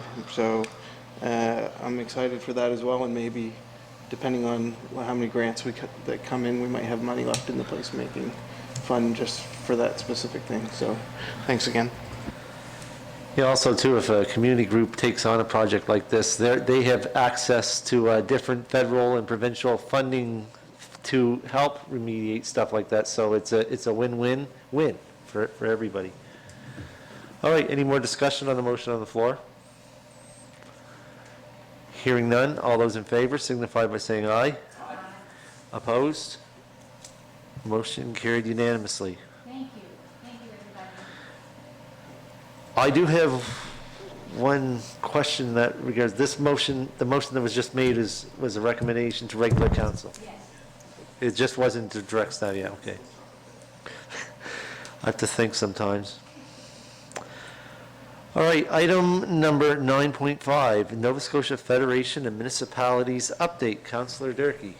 Thank you, Mr. Chair. There is so much going on. It's unbelievable. First of all, I want to remind everybody that the spring conference is being held at the first week in May, and you are encouraged to attend. The second thing I want to bring up is that today there was a vote after the NSFM had put out information to everybody about the committees that they're going to be forming, and which I think will be a real benefit to all of us. And I think there was a vote to agree that these were the priority committees that the NSFM had discussed that we would be having, instead of just having a board. We have information and concerns would go to these committees and then go to the board. So they're going to be coming out soon with asking people to be on committees, and I think it's very important for our members to take an interest in some of these committees and put your name forth. The next thing I want to bring up is the capacity grant, which I think a lot of municipalities were looking for. What the government had said was, if they didn't have the agreement, the memorandum of understanding agreement in place, that the provincial government would consider doubling the capacity grant for another year. And so that didn't happen in this legislature. Again, and what they want to make sure is, what NSFM wants to make sure is that don't depend on that in your budgets, because it did not pass through legislation, and it could in the summer or it could in the fall, but they did not agree to that yet. But money has been put aside for that purpose, but again, it's not going to be in our pockets anytime in the next month or so. And then getting to the memorandum of understanding. I can't provide a lot of information on that. What I can tell you is that the committee has worked really, really hard with the province. There are really positive comments coming from those municipalities who have been on that committee, particularly Murray Scott, who was, I believe, the chair of the committee. What I can tell you is that it's in the hands of the province. And the NSFM and committee members have gathered all the information that municipalities have provided, all the important things, and that now they have to make some decisions and get back to us. They didn't really provide much, or they wouldn't provide much, because I believe there is, what's it called when you have a non-disclosure agreement until everything has been worked out at this point. So, and one other thing, sorry, actually two other things. One is about the RCMP back pay. Everybody's extremely disappointed that the federal government did not agree to fund the back pay of RCMP. And we know that FCM is lobbying on behalf of all the municipalities across Canada, and it's going to cost us a lot of money, and I know we don't have the numbers yet. Madam CA, correct? But they're anticipating it's going to be a fair amount of money, and there has been nothing to help us with that. But NSFM certainly is advocating on our behalf and will continue to do so. And last but not least, Mark Peck, who we all know, he's been here before, is the CEO of the Regional Transportation Organization, a joint, which has been put together, and basically I was really hopeful that it would be looking at transportation across the province. But as it turns out, this joint committee right now is dealing with HRM and the areas around HRM, and to look at their public transportation system. What I did ask in the last meeting directly to Mark is, okay, what about us? So this is supposed to be regional transportation, and I credit Trevor for bringing this up quite a long time ago, the importance of, we have an airport, we have the ferry, we have no boats, we have no train, we have no bus. The transportation around our province is extremely poor and nil, essentially, for people to get around the province. We suffer, CBRM certainly suffers, Eastern Shore certainly suffers, and I said, so when are you going to consider the rest of us? And they said, well, that's the long-term plan, but who knows how long it will take. So they're working around HRM to get it started, and they know that we need support, and hopefully that'll come at some point. And that's my report for now. Any questions for Councillor Durkee? Comments? All I can say is the NSFM is busy, and there's a couple committees I had my eye on that I'd like to put my name forward. Please do. It's really important that councillors and wardens and mayors across the province join some of these committees to provide support. And I think it's going to be really beneficial to us all in the long run. Absolutely. More voices that this region has in our area, and especially our municipality, the better, the more of our concerns will be heard. All right, thank you for that. Item 9.6, letter from Minister Maslin on Blue Route along Highway 1. Thank you, Mr. Chair. So this isn't in correspondence for action because I'm not sure there's action, but I didn't want it to kind of get missed in terms of the response to the question that the municipality asked. When the sidewalks were constructed last year, there was a component of the overall cost of construction that related to providing for the Blue Route, the cycling route, and it was a condition of the permit from the province of Nova Scotia that be constructed while we constructed our sidewalks, but it is not our program, it is not our asset. And so when you approach the province for a funding contribution towards that, they took it under advisement. It's been a while, it's been several months, I think approaching 6 or 8 months, and the response is in your package in terms of the province not having a funding stream with which to support that project. So what I would say is moving forward, and we're going to talk about this a little bit later on tonight, there is a new program, and we received just north of $600,000 at the end of March to help offset the cost of projects like this moving forward. So, but I did want to make sure that it was on your radar that this response had came in, because when you make six-figure asks, I just want to be sure that everybody's aware of the response to that. Deputy Warden. Right, I have a few comments related to the letter, and yeah, the $600,000 plus that we just received from the province is a welcome surprise. So that will help offset some of the costs. Perhaps, I mean, it's not necessarily an expense and a revenue match. So, but it's nice to have that. I guess. I mean, as the Deputy Warden and Councillor for District 5, I was very, very pleased to see those projects go ahead. I think it was really actually kind of fortuitous that we did get the bike lane in there, because it is the blue route, and it's important to have those cycling lanes in place. You know, people are coming on the ferry and they may want to cycle, and then you've got people that want to commute back and forth on bicycles and maybe e-bikes and all that type of thing moving forward. So I think we have to keep an eye to that active transportation piece. Also, I'm seeing in the letter the 5-year plan was the rationale for sort of not providing those that funding, because it wasn't in there. And of course, again, that's why it's kind of important to put things on, you know, in our capital plan, have it engineered, have it ready, because then we can say, we're going to do this, make sure it's on your 5-year plan, right? So we can get the funding for it. That just occurred to me, and I've been at this for a long, long time. So I think the more forward thinker and the thinking, and the better we plan things and the better we document things, the easier it is to work with the other levels of government.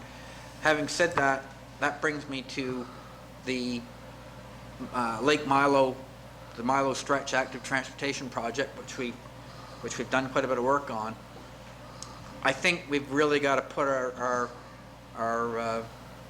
you know, our effort into make an effort to solidify the plans for that. We've got dollars in the capital budget allotted for the future of that, several $1 million to get that going.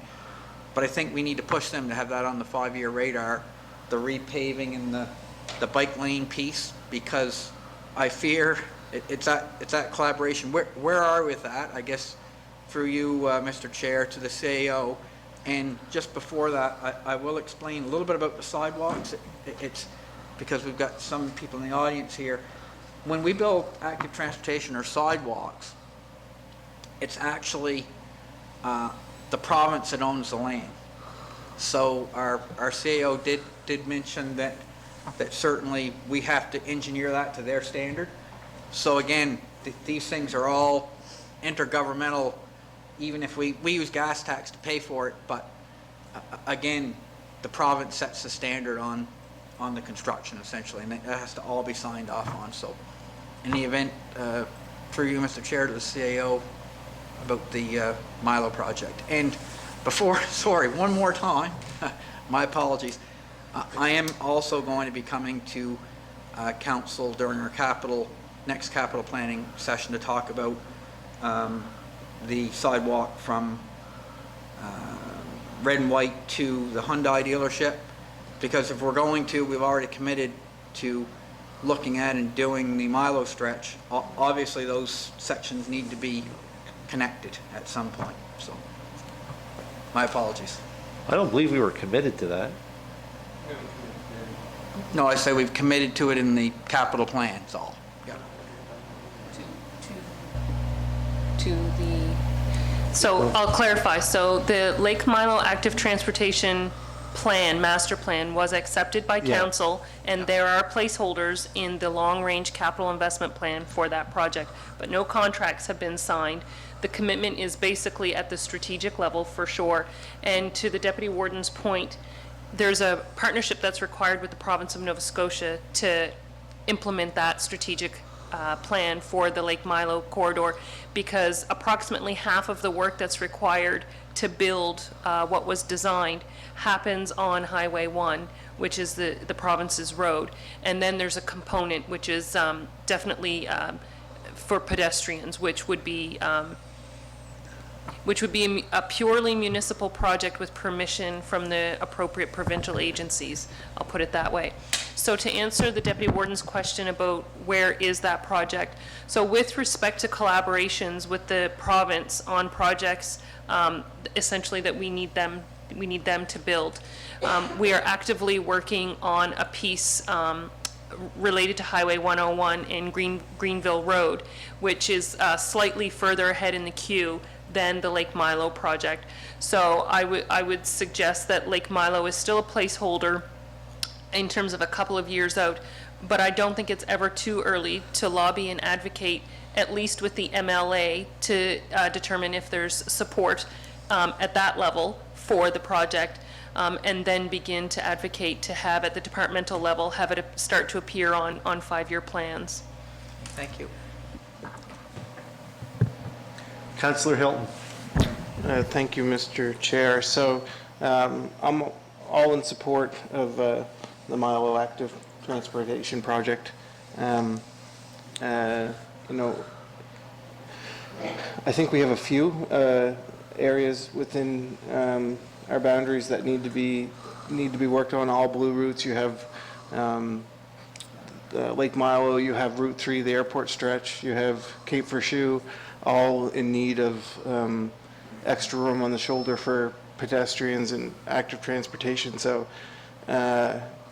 going forward, I guess through you to the CAO, how do we make sure that, and the reason I'm asking is because Route 3 is already on the 5-year paving plan. It's supposed to be done in 2025. It's supposed to be done this year, but it got pushed 2 years, which is the airport stretch for anyone that doesn't know, which is was deemed the most dangerous piece of road for active transportation in Yarmouth County. We know that that's 2 years away. How do we prepare to make sure that we are advocating, if not assisting with, making sure that we're getting those trails in on those pieces of road? That's a question for the CAO, I guess. Sure. Thank you, Councillor Hilton. So on the Highway 3 piece, council have had a placeholder for constructing active transportation along that stretch, which would coincide with projects of the province and hopefully projects of the town of Yarmouth, so that the sidewalk where it ends on Stars Road would essentially go all the way to the Arcadia corner where our existing sidewalk is, and the province would be making upgrades to that stretch of road to allow for safer turning practices. We've had several meetings over 5 years indicating council's intention and desire to partner on that. And my understanding is the current status is the project is delayed a year, so it will slip by a year. My last meeting with the district manager was that Modi is in. We haven't signed any contribution agreements or anything like that, but the council and the district are still at the table. They still want to participate in the project. The design for the project would be done in-house by the province, so there's no design work that I'm aware of that would be required on our part. And excuse me, I missed an important partner in that project, and it's Acadia First Nations. So it's a very important collaboration about several governments coming together to create a safer environment for residents.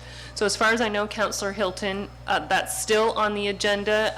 The ball is essentially in the court of the province in terms of coming to the municipal and First Nations partners with a design mock-up and some order of magnitude numbers, so that you can solidify it in your capital investment plan and then begin talking about contribution agreements. I was going to say, I can't turn the microphones back on, not with this system. Councillor Lauren Cushing. Thank you, Mr. Warden. Needless to say, I'm disappointed with the letter from the highways concerning Trunk 1. They knew from day one that it's a blue route because they identified it, and then they used the excuse it's not on their 5-year plan, so therefore they're unable to contribute to the project. Going forward, I think any project that we have, whether it's the Milo stretch, the airport stretch, make sure that we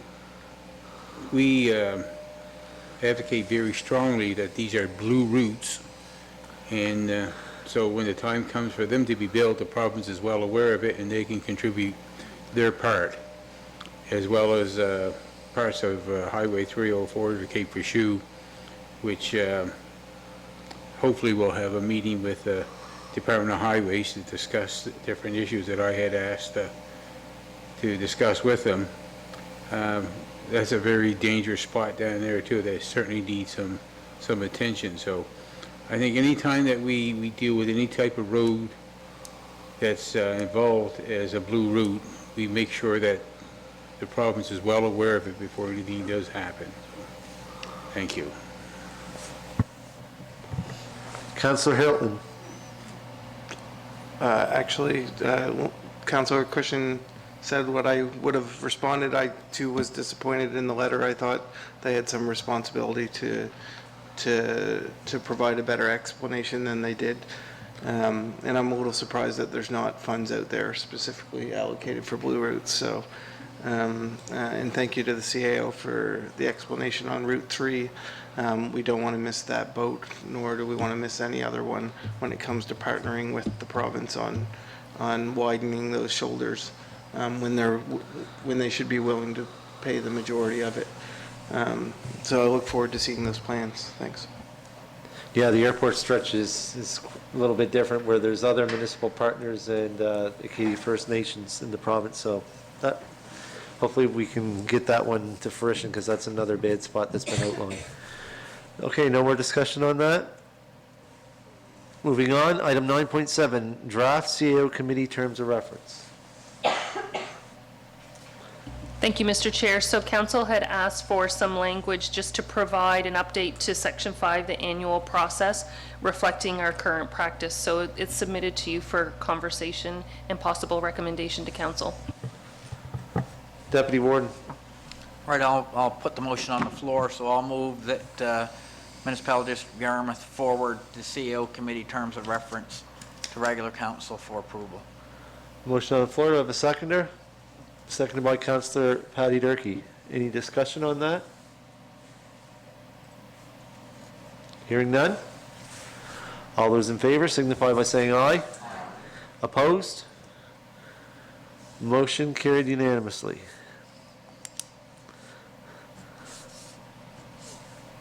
All right, moving on. Item 9.8, Mariner Center documents. We'll start with the first one. 9.8.1, Mariner Center Expansion Project Charter. Do you want anything to say? I don't know. Do you want? Pardon me? Yeah, you want to start off, Madam CEO? Sure. So just, I'll introduce the topic for council's consideration. So submitted to council today is the draft project charter, which would represent the highest level governance document guiding the expansion to the Mariner Center. It has been developed in collaboration with all three councils and the Mariner Center Management Authority, as well as with your consultants, Colliers. It's been reviewed and vetted by all of the CAOs and the CEO of the Mariner Center, and it's had legal review. It's also been made available for a period of question through your contract negotiations, and so it's submitted to Committee of the Whole today with a recommendation to accept and approve.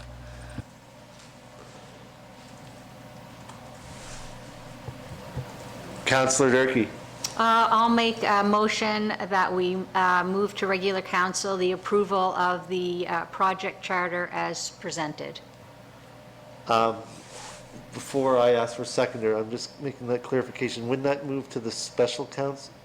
Yeah, well, that's after. I know we're having the special council, which is a regular council. Yeah, special Correct. regular council, Yes. correct.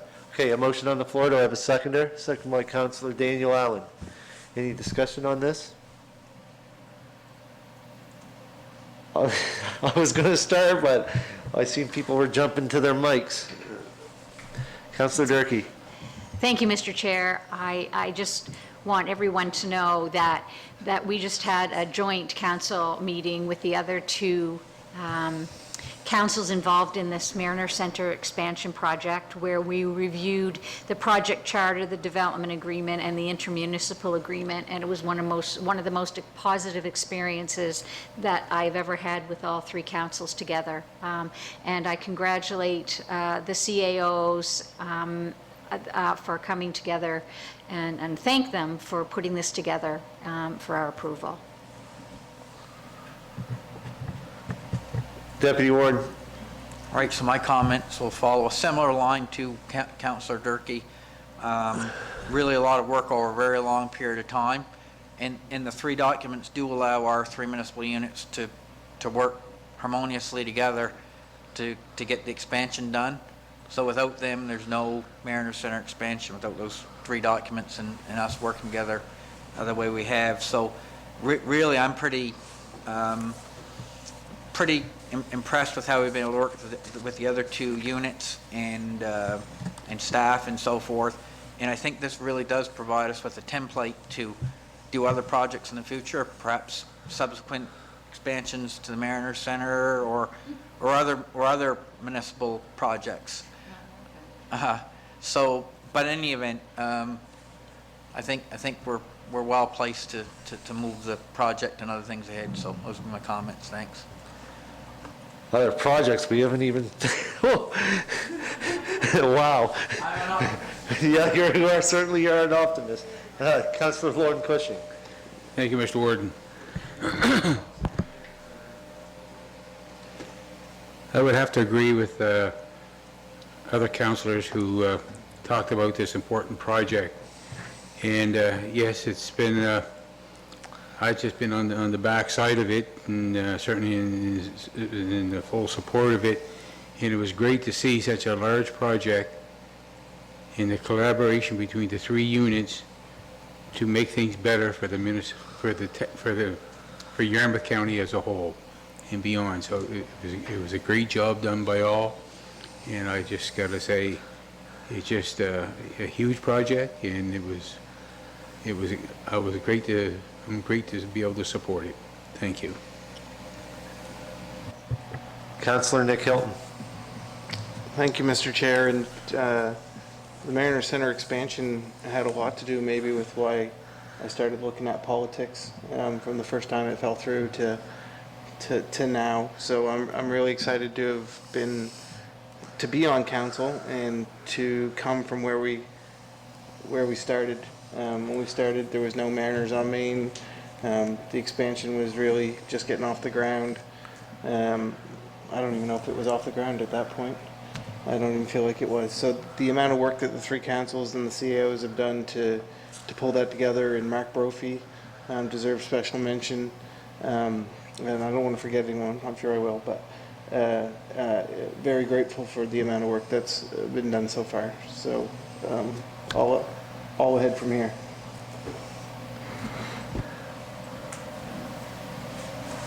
No more. I never forget back in 2018, we got a call from our previous MP, Colin Fraser, that there was a funding stream that may be available for a recreation facility. And I'll never forget, there was Mayor Pam Mood. There was, remember our former warden, MLA Zach Churchill, Colin Fraser, and there was Warden Richardson at the time, because the municipality Argyle had also switched over wardens in the middle of that term, and myself and I think a couple other deputy wardens were there, COs, and we're all sitting there, and this was first announced by the MP, and I never forget, we were all excited about it, and we formed an exploratory committee to proceed. I was elected chair at the time. I never forget way back when there was a couple people in the community when it was first released to the media, oh, there's no way that's ever going to happen. Well, we're here today to say it's happening. With a lot of hard work of previous councils and this council and the CAOs and the staff and countless other people with input on different ideas that we had. There was, people may remember, there was an idea for a field house. The project come in at $40 million. That was too rich. But it was 40, I think. If I remember, that we got to remember this was 5 years ago, because with the inflation, who knows what them figures would be then. And then all of a sudden, we put in the application for a little bit downsized, but it was what the community wanted through consultations. And there was some controversy through the middle of that. We all remember that. And we need to bring that back up again. But at the end of the day, this project is moving forward. There's been a lot of work that's happened. And it was funny because way back in 2018, this project seemed to move so slow.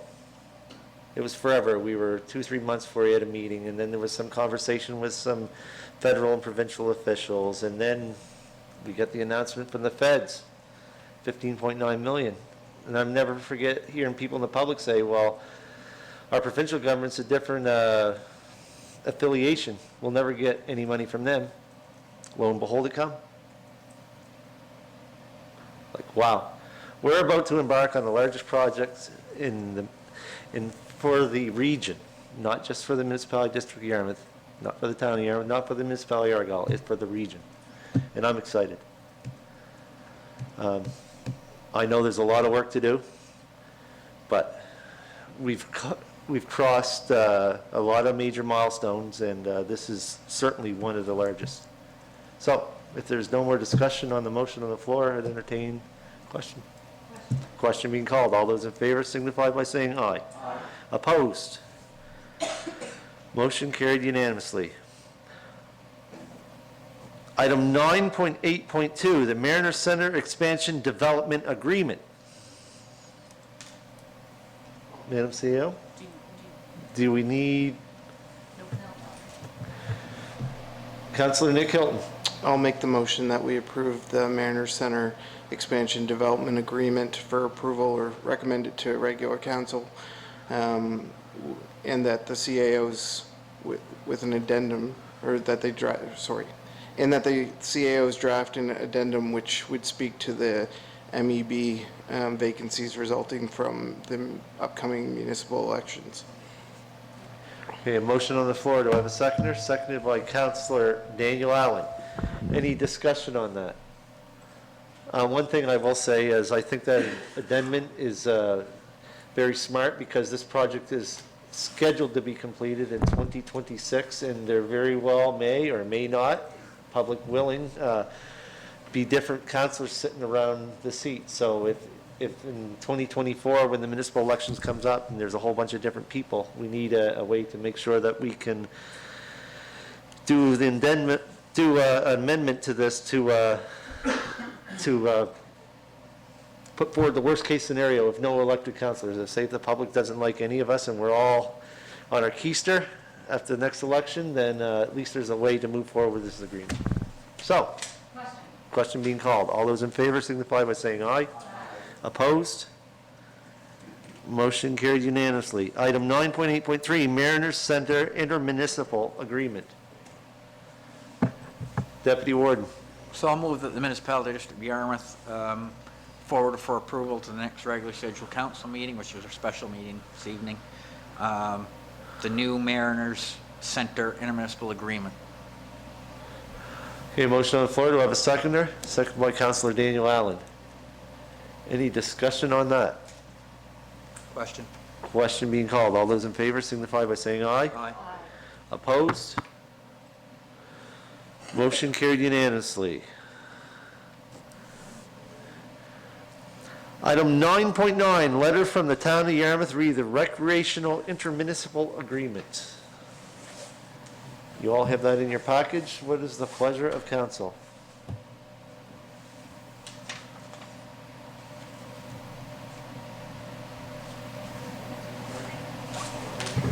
Councillor Lauren Cushing.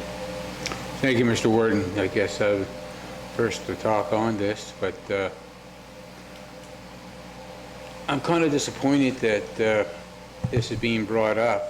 I understand that the agreement was dated back in 1996 and needs to be updated, which I don't have a big problem with. But we received this letter on December 13th, just before the Christmas holidays, and they wanted to an answer by April 1st. As for the way they're making a noise. As they have indicated about the population and uniform assessment. I understand that our Joint Recreation Committee, our department has never questioned about who participates in any of the programs. Doesn't matter where they come from, young, middle-aged, old resident, doesn't matter, senior resident, doesn't matter. Just as long as they're being provided for some type of recreation. And that's the most important part of it all. And I hope that we can come to some type of satisfactory solution to this. I am the chairperson of the Recreation Committee, and I'd like to be able to address this to our committee, because they are volunteers and they are certainly a part of this. So I just like to see it be resolved in an admirable position, and let's move forward to make sure that we continue providing recreation services to both units. They're talking about the financial part of it. That's only one small part of the whole situation. You know, there's the committee itself, how things are run, the number of facilities being used, who's responsible for what. You know, so it's a big issue, not just one part. So I hope it's discussed in a polite and collaborative way to make it work for both units.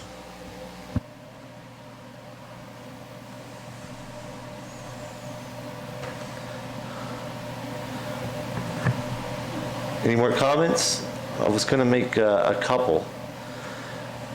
If one thing we got to remember, this was a request to look at the Mariner Center work, or not the Mariner Center, to have a look again at the Recreation Department agreement. And as we all know, it was dated back to 1999, I think it was, 96.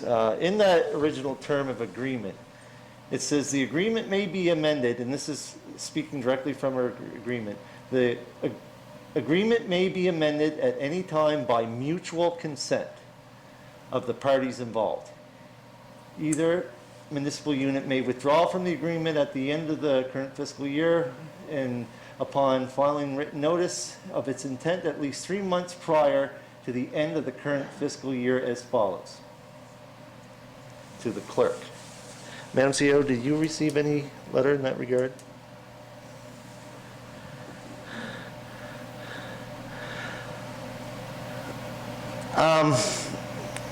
I know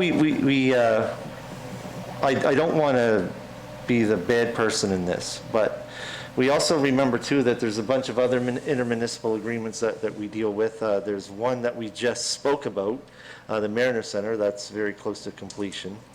There was also one at the airport. There's a going concern at the airport.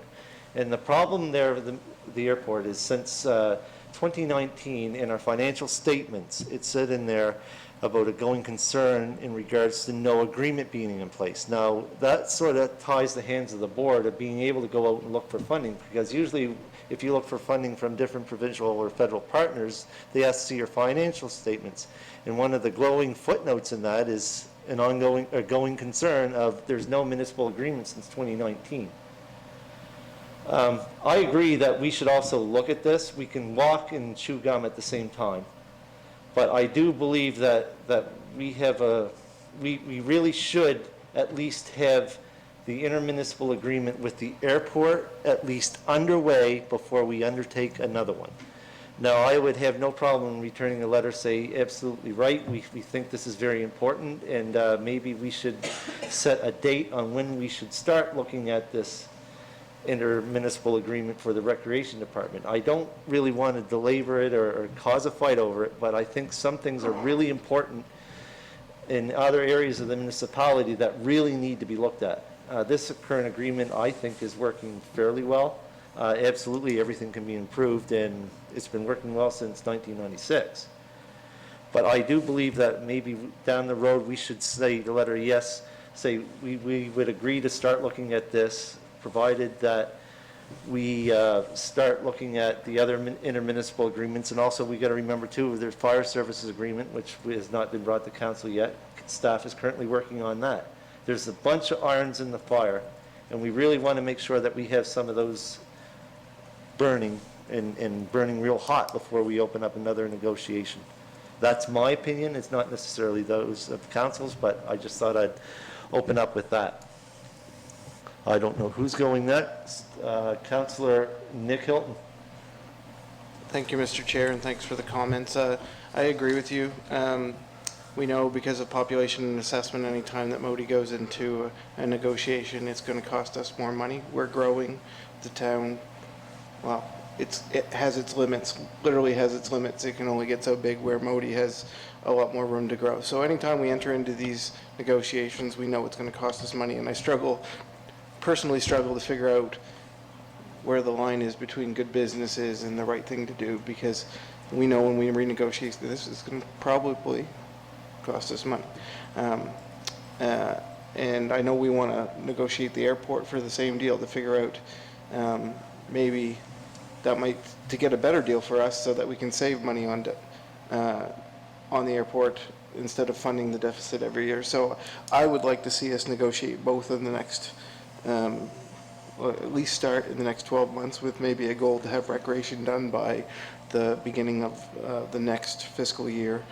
But I would also like the town to agree to step up and negotiate the airport intermunicipal agreement as well.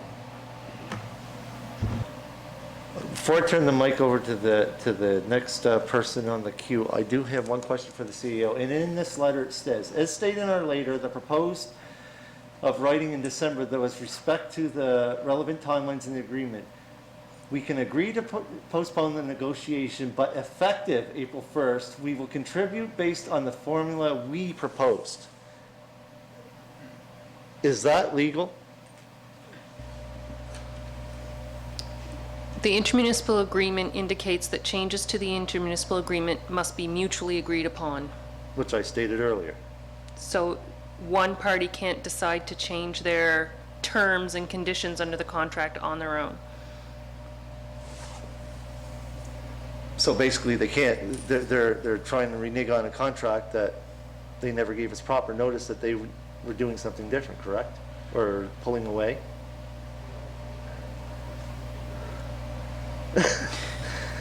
I don't know if I asked They're you. contractually bound to honor the agreement, which is a 50-50 cost sharing on the municipal subsidy for recreation services in the town of Yarmouth and the district of Yarmouth. So they can't legally go by the formula they proposed as of this April 1st.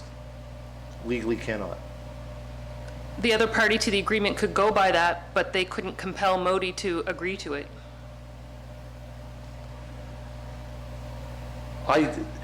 We're in budgets. I don't know. I apologize, council. I'm just trying to wrap my head around this. I know your mics are going. I will stop questioning the CEO, and I'm sure probably some of them will come out. Councillor Allen. Thank you, Mr. Chair. So I agree with Councillor Hilton. I'd like to see us starting to move yardsticks. I'll call it yardsticks on the airport. I believe fire services is getting very close. After today with our Mariner Center, we're getting places, and recreation is huge in our community. It's huge in the town. It's huge in our community. It's great.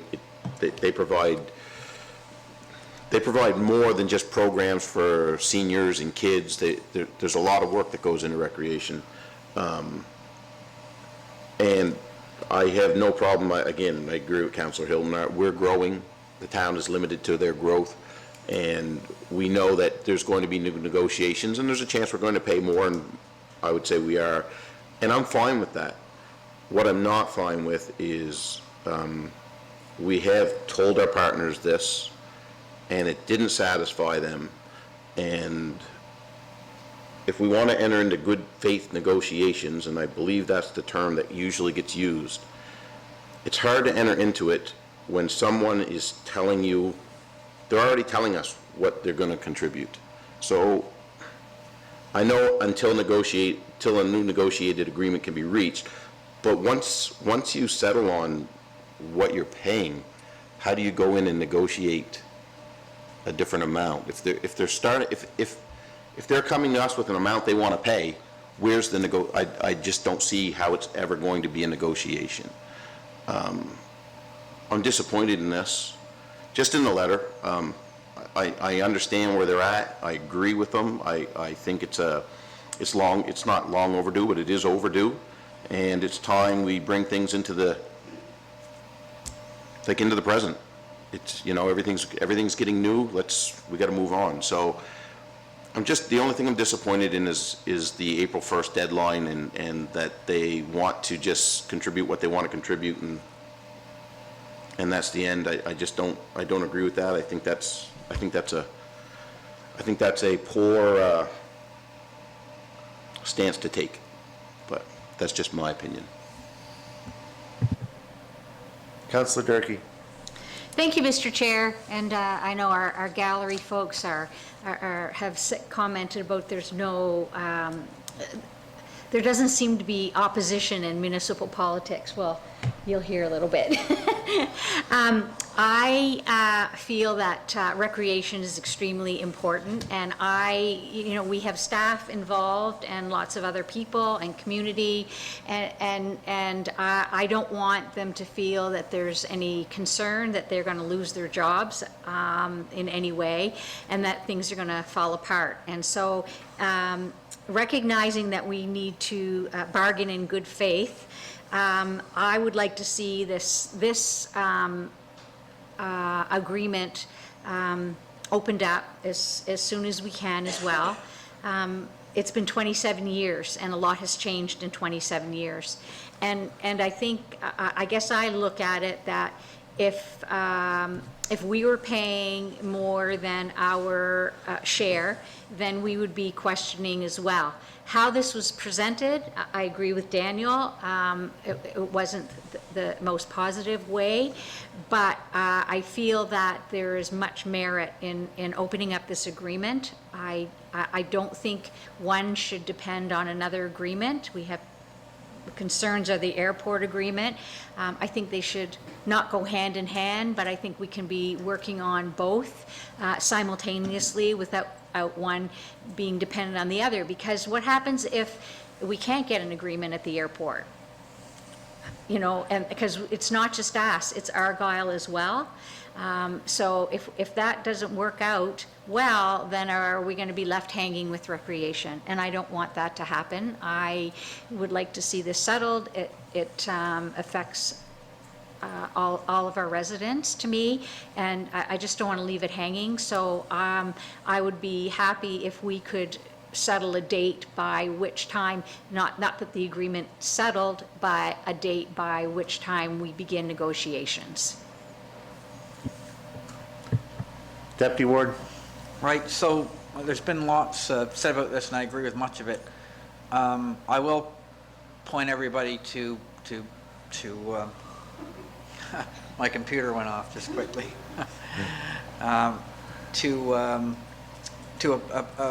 An excerpt from the letter that Mayor Mood sent on behalf of the town and its council. So they are indicating the fire service, they're hoping that's going to, I understand that's near completion, which is good news. That's the good news.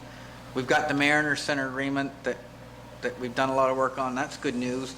And Councillor Allen did mention good faith, and I think that's the theme here that all the councils need to adhere to, and I think that our intention is to do that. But then they talk about in the airport,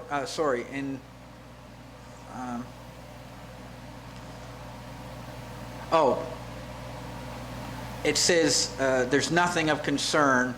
There is nothing of note regarding the airport at the present. And the one fact that we haven't brought out in open council necessarily, we alluded, but in the financial statements, there is reference to in a risk that the airport does not have an agreement in place, a current agreement in place that governs it in the future. It's lapsed, so we're looking to update this. And the warden did indicate that that can cause a lot of trouble when you're looking for federal and provincial funding or other funding partners to come in. So it's a big financial risk. So that part of the letter, I think, may not be accurate. There may be a misunderstanding. But in any event, we need to get the airport agreement done as well. And I think it's everybody's intention to do all these things. You know, all 3 units, to Councillor Durkee's point, are owners at the airport. We need to get that done. So what I will say is I'll make a motion that we write the town back and indicate that we would like to, within the next 12 months, conclude both a new mariners, both a new recreation agreement, because recreation is important, we know that, but at the same time, the airport is very, very important for obvious reasons. We have life flights going out of there. We have search and rescue. It's very important long-term because we're growing the economy. You know, the population is expanding in Nova Scotia. We're going to need an airport, and this puts the airport at risk, not having that agreement in place. So let's write a letter back saying we'd like to conclude the 2 agreements in the next 12 months. Okay, Or prior to the end of the next fiscal year. Okay, so the this motion on the fiscal floor year. is to recommend to regular council to move forward within the next 12 months, both the recreation and the airport I agreements. think, Mr. Chair, it's prior to the end of the fiscal year. Prior to the end of the fiscal year, yes, correct. So seconded by Councillor Nick Hilton. Discussion on that. Councillor Hilton. Thank you, Mr. Chair, and thank you, Deputy Warden, for putting that motion on the table. I do agree, you know, to Councillor Durkee's comments. I know recreation is important, but this is, it's about recreation, but it's also, this is a little bit of business that needs to be taken care of. And I think a number of residents would like to see movement on the airport project as much as anything. We talk about, and you talked about transportation and lack thereof. This provides movement on that, and I like the word conclusion in the motion that is going to keep Victoria and staff moving over the next 12 months. So hopefully we can take on all those agreements and follow through. So I look forward to that letter going back to the town. Councillor Allen. Thank you, Mr. Chair. So to Councillor Hilton's point, so I want to make sure I understand what the motion is. So you are making a motion that you want these negotiations for both to be concluded by the next fiscal, By the end of this fiscal. by the end of this fiscal. Is that possible? Through you to Madam CAO, is that even? So on the airport agreement, there's a couple of things. So while council have expressed their desire to move the needle on the airport agreement to the town recently, we have not expressed that to the District of Argyle. And so I would recommend that in lockstep with whatever transpires with this motion, that we also make sure that we have a conversation with our partners in Argyle around the value you're placing on getting that agreement done.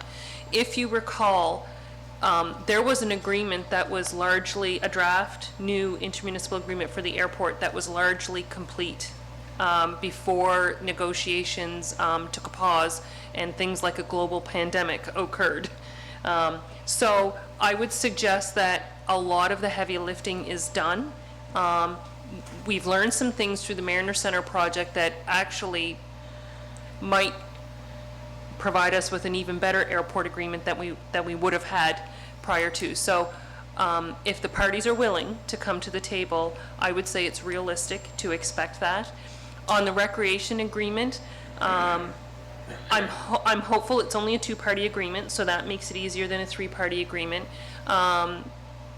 There are some pieces that we already know about recreation from the work that was done to develop a strategy. in terms of what's important to the elected officials and what's important to the community around recreation, because there is a draft strategy in place that could help inform nuts and bolts inside the agreement. So as long as the parties are willing to come to the table in good faith and we don't have something major happen, like an emergency or a global pandemic, I think it's realistic, and it's good to have that goal to work towards. Okay, thank you. And the other thing that I'm wondering about, and I know you didn't put this in your motion, would be, I think if, I'm not sure how to go about, should there be something in this letter that would just be, I mean, if we're entering into good faith negotiations, should we not be mentioning that it would be in good faith for the town to honor the contract that they currently have, as opposed to one-sidedly changing it? So my response to that would be, it is important for council to convey their response to that and their expectations that the current terms and conditions will be honored. Until such time as the negotiation is complete. Yep. So can I make an amendment to Yeah, the motion? to the main, yeah. To the main motion in that effect? Okay, amendment to the main motion in regards to the financial agreement Being honored. being honored until, Until such time as negotiations are complete. okay. Amendment to the motion is seconded by Deputy Warden Trevor Cunningham. Any discussion on that? Councillor Allen, I'm going to say this much, that's very smart. I really like that, because I don't know what financial implications it would cost the municipality district of Yarmouth if we went by the formula they've proposed. From my understanding, it could be, this is just math that I did, and I'm no chartered accountant. It could be roughly $100,000 it would cost the municipality district of Yarmouth if we went forward with the proposed thing. If that's the case, that's a little over a cent on the tax rate, not money we were expecting to spend. But I think that's a very smart motion that you put on the floor, or sorry, very smart amendment that you put to the main motion on the floor. Any more discussion on that? On the amendment to the main motion? Question being called. All those in favor to the amendment signify by saying aye. Aye. Opposed? Motion carried unanimously. Okay, back to the main motion that's on the floor. Any more discussion on the main motion? Question being called. All those in favor signify by saying aye. Aye. Opposed? Motion carried unanimously. Thank you, Council. I think that was a very good discussion that we had there. There's a lot of things that are on the go. Some people don't realize the financial implications of stuff like that. Yeah, it's a lot of money.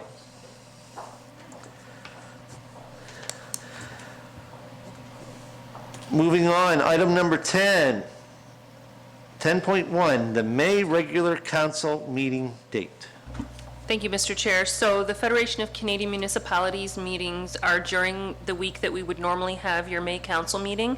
And so I'm recommending to council that the regular council meeting for the month of May 2023 be moved to May 31st, and that will be your budget day. Councillor Hilton.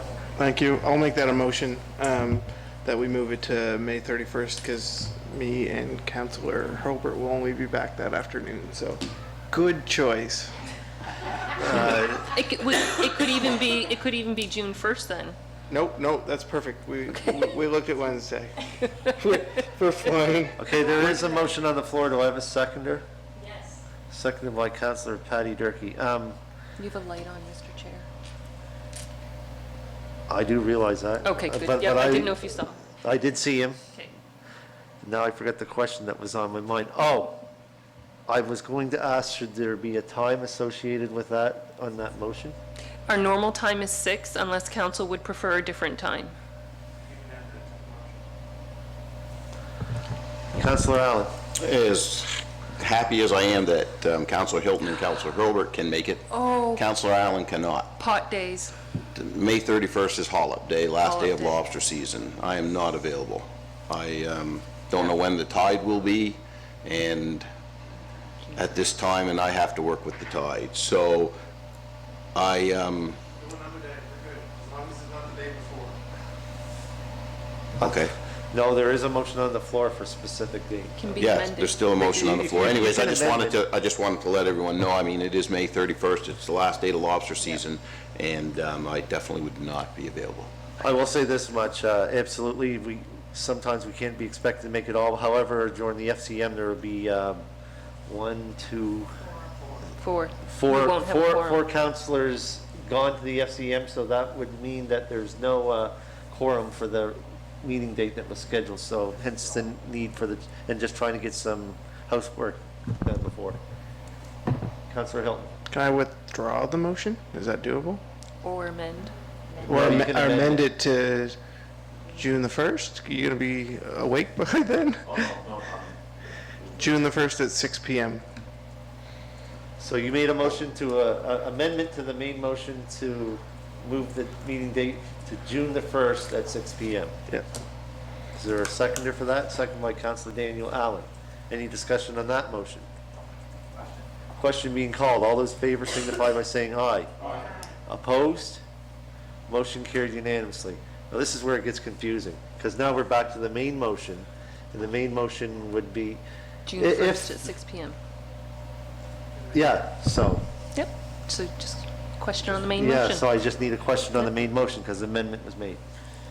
Question being called. All those in favor signify by saying aye. Aye. Opposed?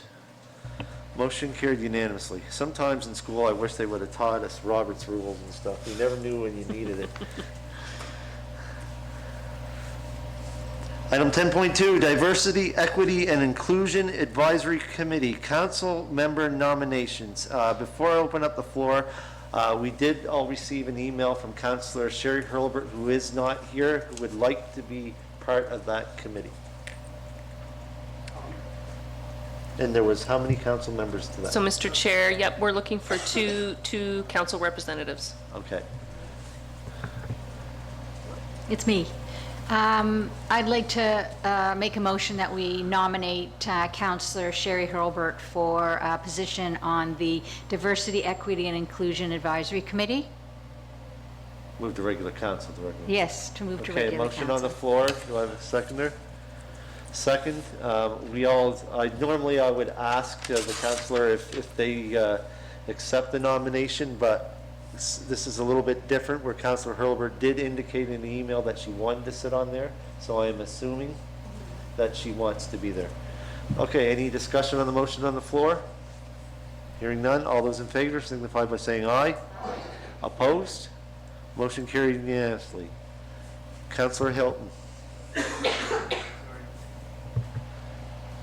I'll make a motion that we appoint Patty Durkee, or recommendation to regular council that we appoint Patty Durkee to the Diversity, Equity, and Inclusion Advisory Committee.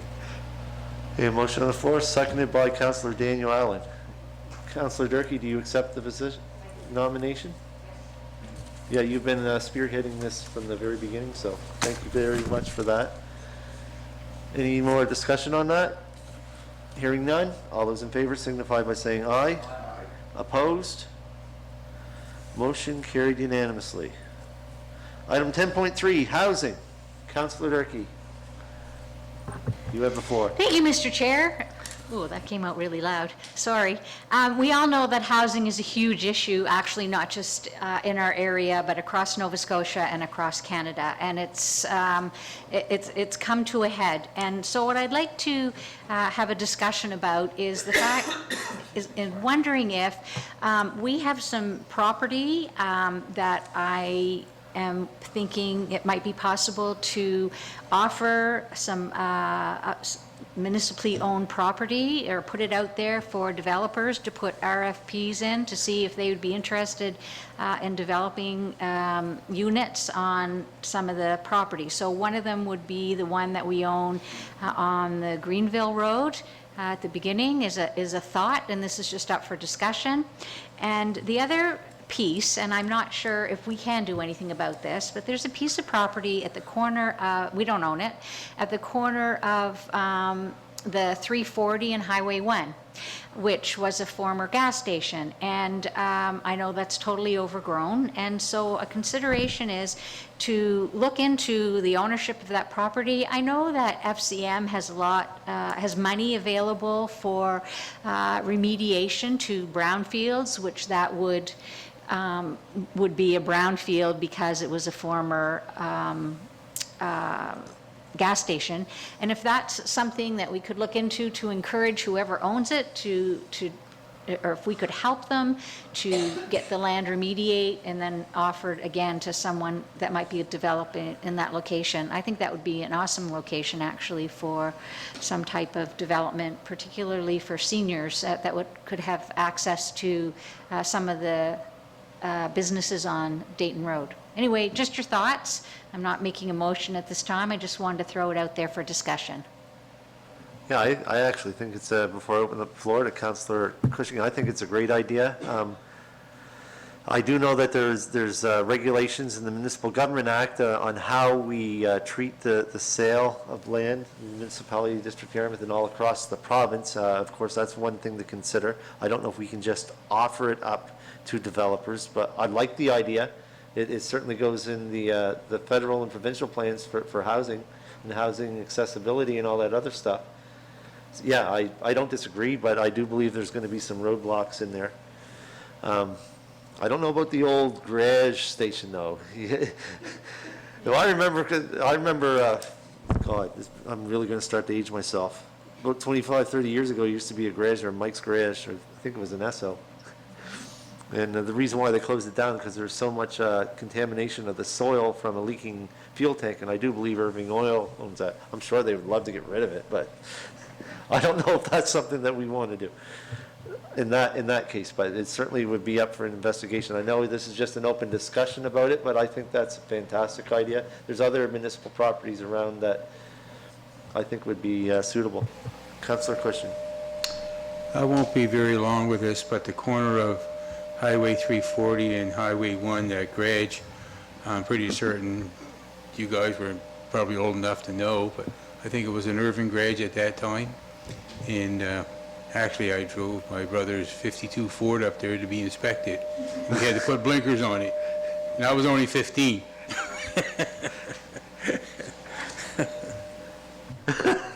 52. Councillor Hilton. Thank you, Mr. Chair. Through you to the CAO, I feel like we've been asked to identify those areas, or was that for another project? Like areas that we own that would be suitable for housing, or was that for planting trees? I can't remember. We get asked all the time. So, yeah, in terms of land identification, we did 2 projects recently around trying to identify parcels that might be appropriate for projects. One was around solar gardens, and one was around a tree planting project. So there were 2 projects. Just further follow up, would it be, I'm assuming it wouldn't be hard to pull together the list that might be suitable for housing, but, and again, not a motion, but I think there's a lot to it, because I don't know how you'd ever pick which developer got your land for $1. It would be quite complex, but maybe think about that and we can have a further discussion in another committee of the whole. Yeah, so I can answer some of those questions now in terms of process. So with respect to the whole housing theme, the current strategic plan, which it doesn't mean it can't get modified, that's not what I'm saying, but currently where we are with housing, it has been identified as an important issue for council since they got elected in 2020. And our current work around that is twofold.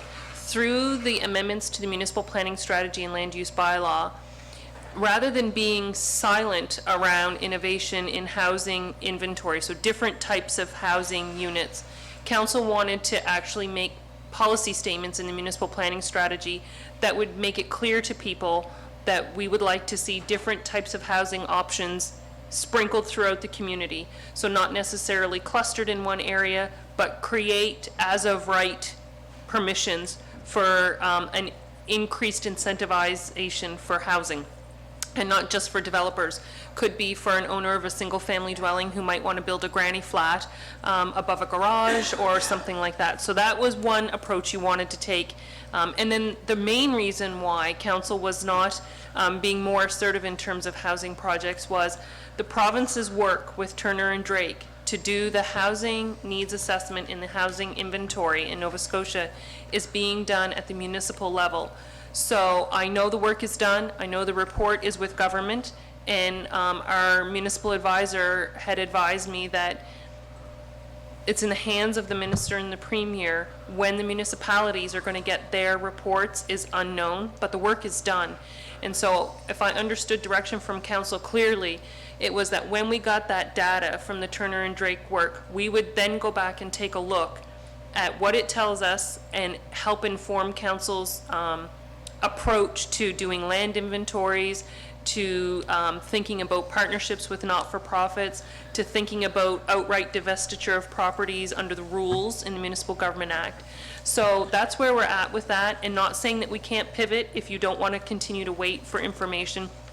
But I did want to kind of just make sure we reminded ourselves that we have been working on the file, although it's been low-key and kind of in the background. We have been trying to move the needle. With respect to selling land for $1 to a developer, it will depend on who the developer is. So the Municipal Government Act requires that when council is selling assets, that if they're a certain percentage below fair market value, that it can only happen that way under certain circumstances and to certain types of properties and entities. And furthermore, that public hearings are required in order to finalize a deal. So there is a process required when it's going to happen for less than fair market value. Full stop, your procurement framework applies here. You have to create a fair chance for people to take advantage of the opportunity to purchase the asset. In this case, it would be land. So that's kind of where we're at with that. There are municipalities in Nova Scotia that are very active in partnerships with not-for-profits who are going to do housing developments on land that the municipality would continue to own, but the not-for-profit would own and operate the housing development. That is a completely new discipline and body of work for the municipality of Yarmouth. And if that's the approach council would want to take, we would have a human resource issue that we would have to look at in terms of qualifications and also capacity with the existing staff complement to do that kind of work. And not saying that we shouldn't be doing that, but just that's a consideration to put on the table. So to Councillor Durkee's point, it's a long conversation that requires reflection and then coming back to the table. So I just share those things tonight to help inform your reflections as you continue to move forward. Councillor Durkee. Thank you, Mr. Chair, and thanks everybody for your input. I'm just wondering if we could put this back on the agenda possibly for the fall. Yep. You know, we may hear from Turner and Drake before then, but I don't want this to just go away. I'd like to, bring it back for discussion and see where we go with it. The other thought was the fact that we are developing in development of our business park, which is moving forward, and it might be a great location to have, some type of apartment building there for some of the employees that, not that we'd be giving them free accommodations, but just there might be some accommodations there for people that are working in that environment. Thank you. Councillor Durkee, before you turn off your mic, you actually can flick it on again. I will ask you, to make this very clean, make sure that it gets back, maybe we should I'll make that a motion. Make this maybe we should set a date, Thank you. September and/or October? Yeah, September, I think would be great if we could put it back on the agenda for September, please. Okay, so a motion to have housing back on the agenda as September Committee of the Whole meeting, seconded you. by Councillor Nick Hilton. I think that's a discussion on this motion. I think that's the cleanest way, and that way it's there and it's a motion to council. And okay, question being called on the motion. All those in favor signify by saying aye. Opposed? Motion carried unanimously. And one thing I forgot to mention when I asked for discussion is I actually forgot about the Turner and Drake report that was being done by the province. So thank you for that, Madam CEO. Okay, item 10.4, Sustainable Services Growth Fund. Madam CEO? Thank you, Mr. Chair. So just to bring to council's attention, and we have chatted about it briefly earlier today, the province of Nova Scotia unexpectedly created a new funding stream called the Sustainable Services Growth Fund, SSGF. The municipality of the District of Yarmouth received a transfer payment from the province of Nova Scotia for $601,741 on March the 30th or 31st. The terms and conditions spell out the areas where money can be spent, and it is around active transportation, projects that support seniors. Projects cannot begin before April 1st, 2023, and there are some program reporting requirements as we use the money. A couple of things that we don't know. We do not know what the formula was that was used to calculate that. So all the municipalities in Nova Scotia received a transfer payment. We don't know what the formula was that was used, and we have not yet received the reporting framework that would go into the finance section at the Department of Municipal Affairs in terms of what type of data we have to collect on projects that we use this money for. So this will, for now, be held. It will be held in your reserve fund. We don't know if we have to have a separate bank account yet for it or not, but it will show on your capital investment plan as a separate funding stream, similar to the way gas tax shows on that plan. And when you enter into your capital project negotiations, you'll be able to talk about how you want to use this money. So yeah, active transportation, accessibility, programs for seniors or marginalized communities. It's very specific what we can use this money for. I will question before I turn the microphone over to some other council. Were we expecting this at all, or is this just something that's shown up out of the blue? It was completely unexpected. So, yeah, that's the answer that I knew the question to, but you just never know, do you? A good surprise. And Deputy Warden. Well, I know it's not December, it's in fact April, but it brings to mind, I'm dreaming of a white Christmas, I'm dreaming of a new sidewalk. So there you go. Oh my God. In any event,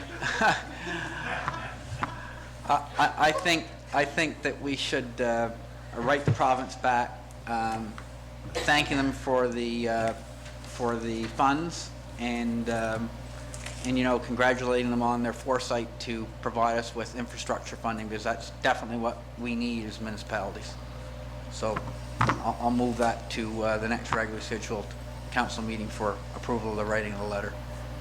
Okay, a motion on the floor. Do I have a seconder? Second by Councillor Daniel Allen. Any discussion on that motion? Question being called. All those in favor signify by saying aye. No, I knew your microphone was on. Opposed? Motion carried. I knew your microphone was on, Councillor, and I looked at you wondering if you wanted to speak to that. Because I knew your microphone was on before the motion was made.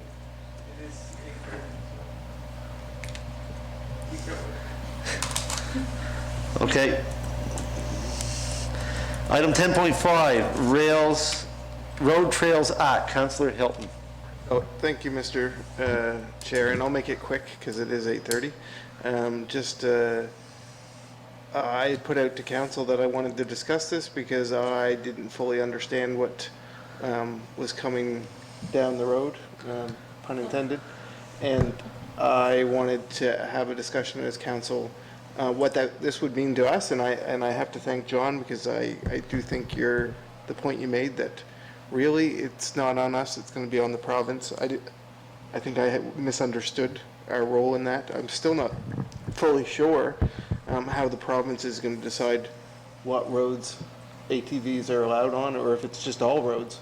Like I'm looking forward to the legislation or some more explanation of the legislation to come. I know the ATV association around here thinks that we are the ones that have to approve some of that stuff, and that's probably why I thought we did, but I know the town has different rules because they own their roads and we don't, but We own a couple. We probably will have to identify, we probably will have to create a policy for those roads because I know that they have issues with ATV use on Park Drive.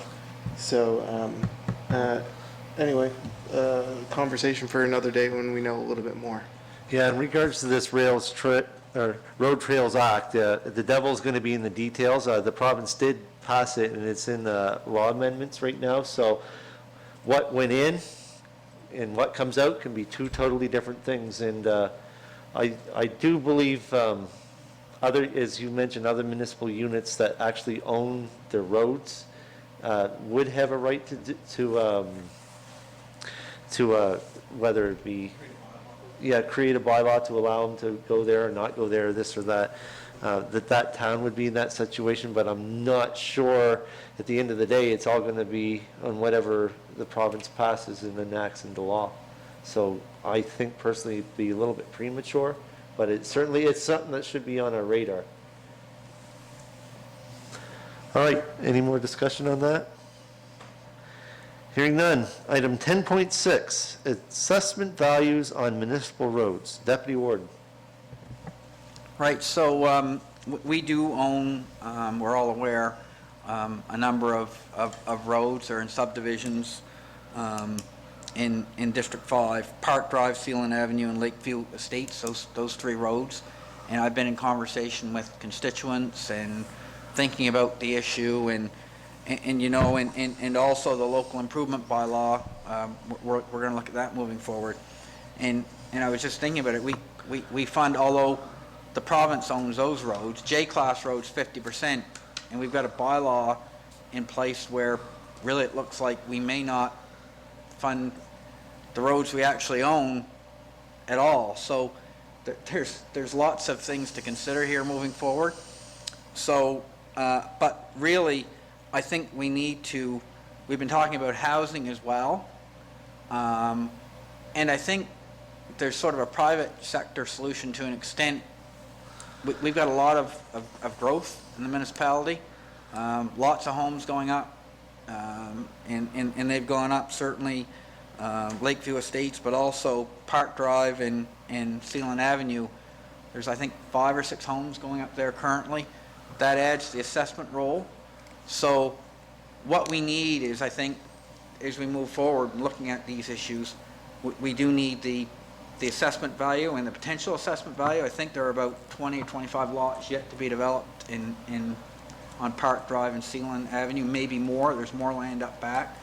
So I think, you know, we need to do our due diligence and get the numbers around that, so we can look at what potential revenues might come out of these communities, so we can, you know, better understand, you know, what we're willing to potentially contribute to road surfacing and improvements and that type of thing.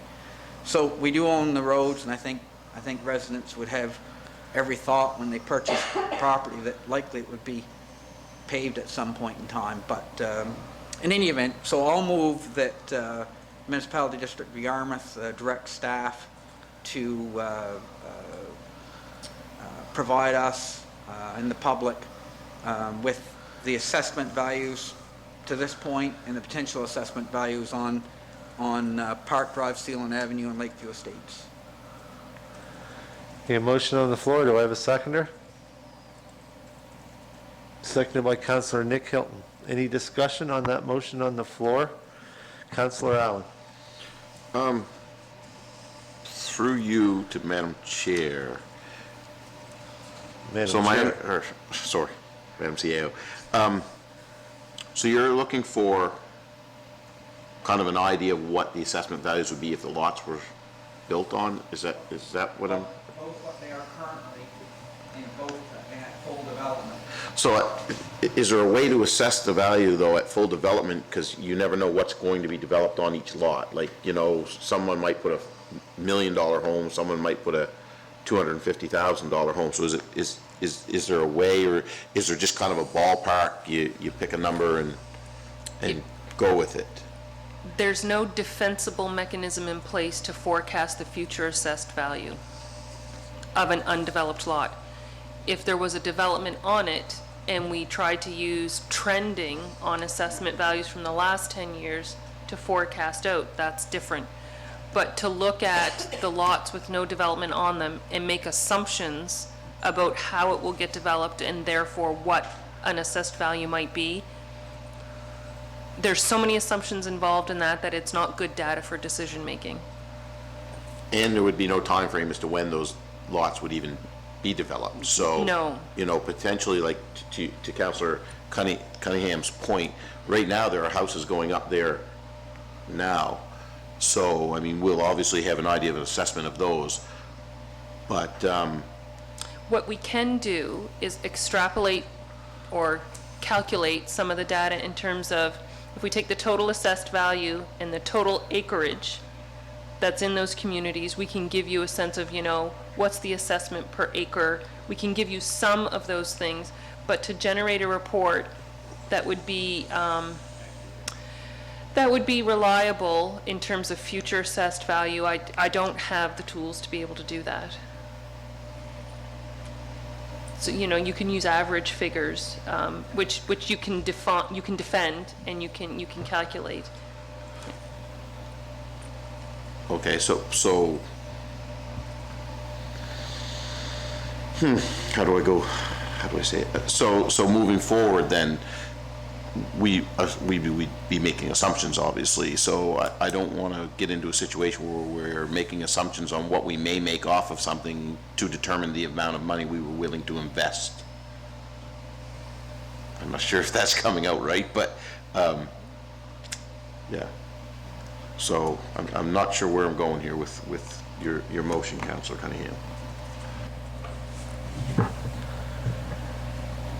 Deputy Warden. Yeah, I think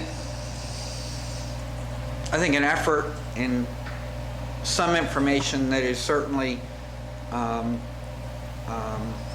you know, the assumptions are stated. I mean, I'm looking for the CAO and staff to make some calculations, estimates, however they do that.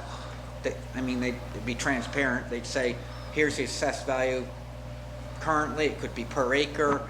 We've made these assumptions, here's what it might look like if they were all fully developed in 5 years, 10 years. You know, I mean, there's all those future value, present value. I mean, nothing overly complicated, but having no data is not a good option either. So I think we have to have some idea to be able to ballpark things.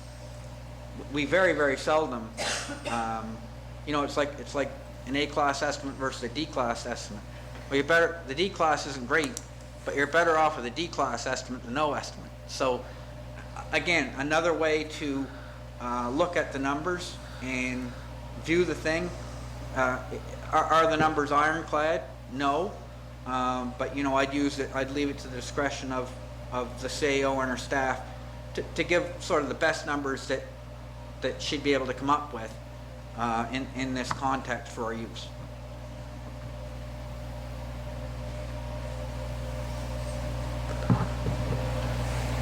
Councillor Hilton? Thank you, Mr. Chair. And, you know, I think it is valuable information, and it's working on the idea of what we talked about last time of it. We only own 3 roads. We are responsible for these 3 roads.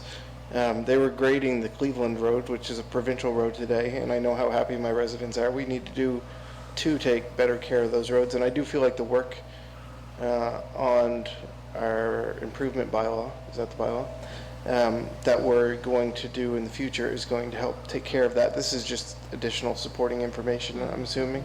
So, and I'm okay with that as well. It's to what level it is, I guess, for me, if you told us what the current assessments were, the number of empty lots, and maybe what the average of the current lots were, the current developed lots were, and how many more they have, like just basic information. It doesn't have to be in depth for me.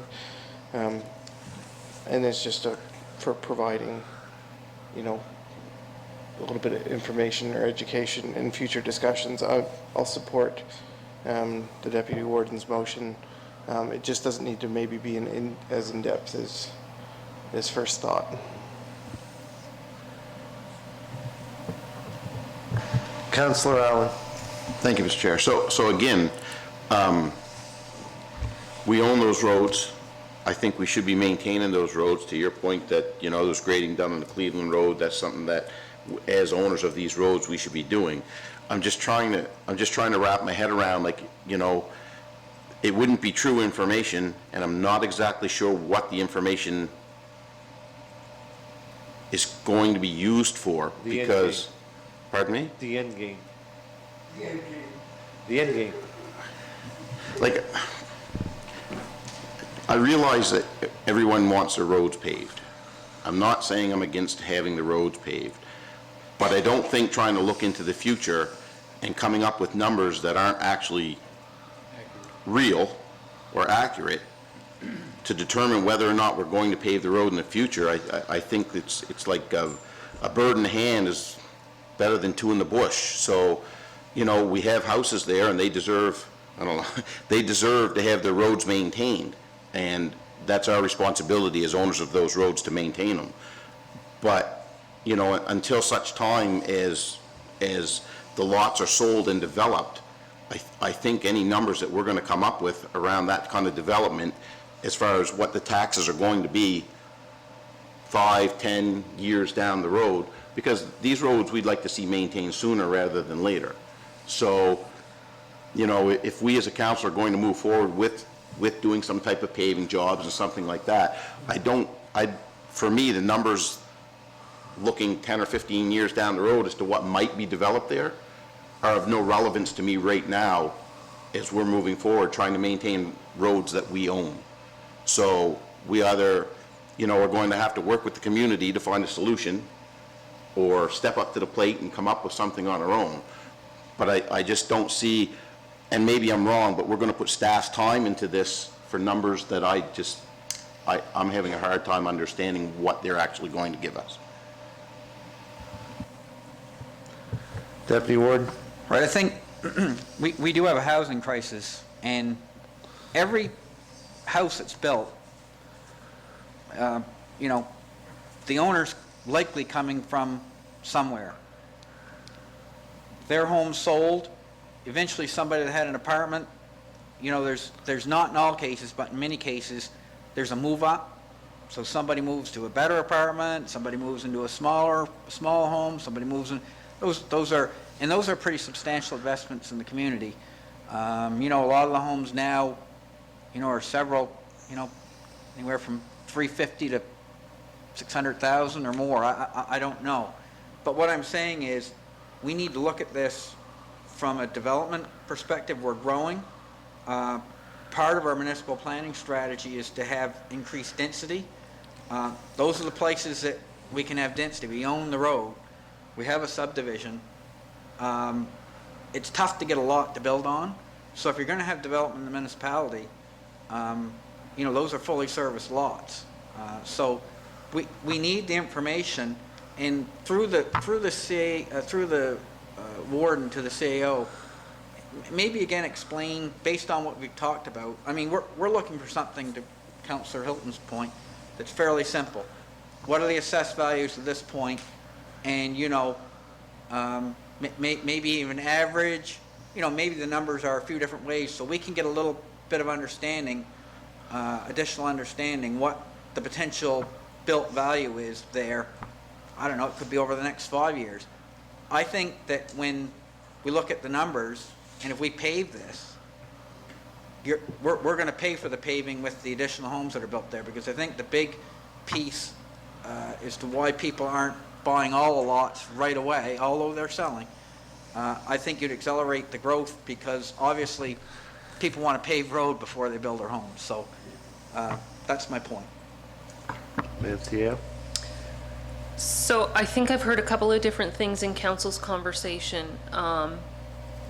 The original motion asked for a forecasting of the future assessed value, which is not quite the same as doing some analysis around average assessed values per acre, and doing some extrapolation. So if council can agree that generally you're looking for the current assessed value of the properties as they are today, and some sort of commentary on what we can expect for growth in terms of Are we expecting single-family dwellings? Are we expecting some medium density? There's likely some partners in the province who I could speak to who have had to do some kind of forecasting on this. To Councillor Allen's point, whatever we bring forward, I wanted to have some level of validity in terms of it's based on a best practice for forecasting, or so if we can be agreed that that will be the approach, then I think I understand my direction.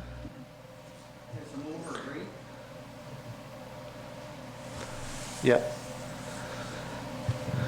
Councillor Hilton. No, I'm good, thanks. I will say this much. I don't disagree with that, but I would be more curious too as to what the percentage of those areas are over the rest of the municipality district of Yarmouth. Are we talking less than 1%? Are we talking 5%? Because I do know at least the area that I represent, Carlton, has the most land mass out of any other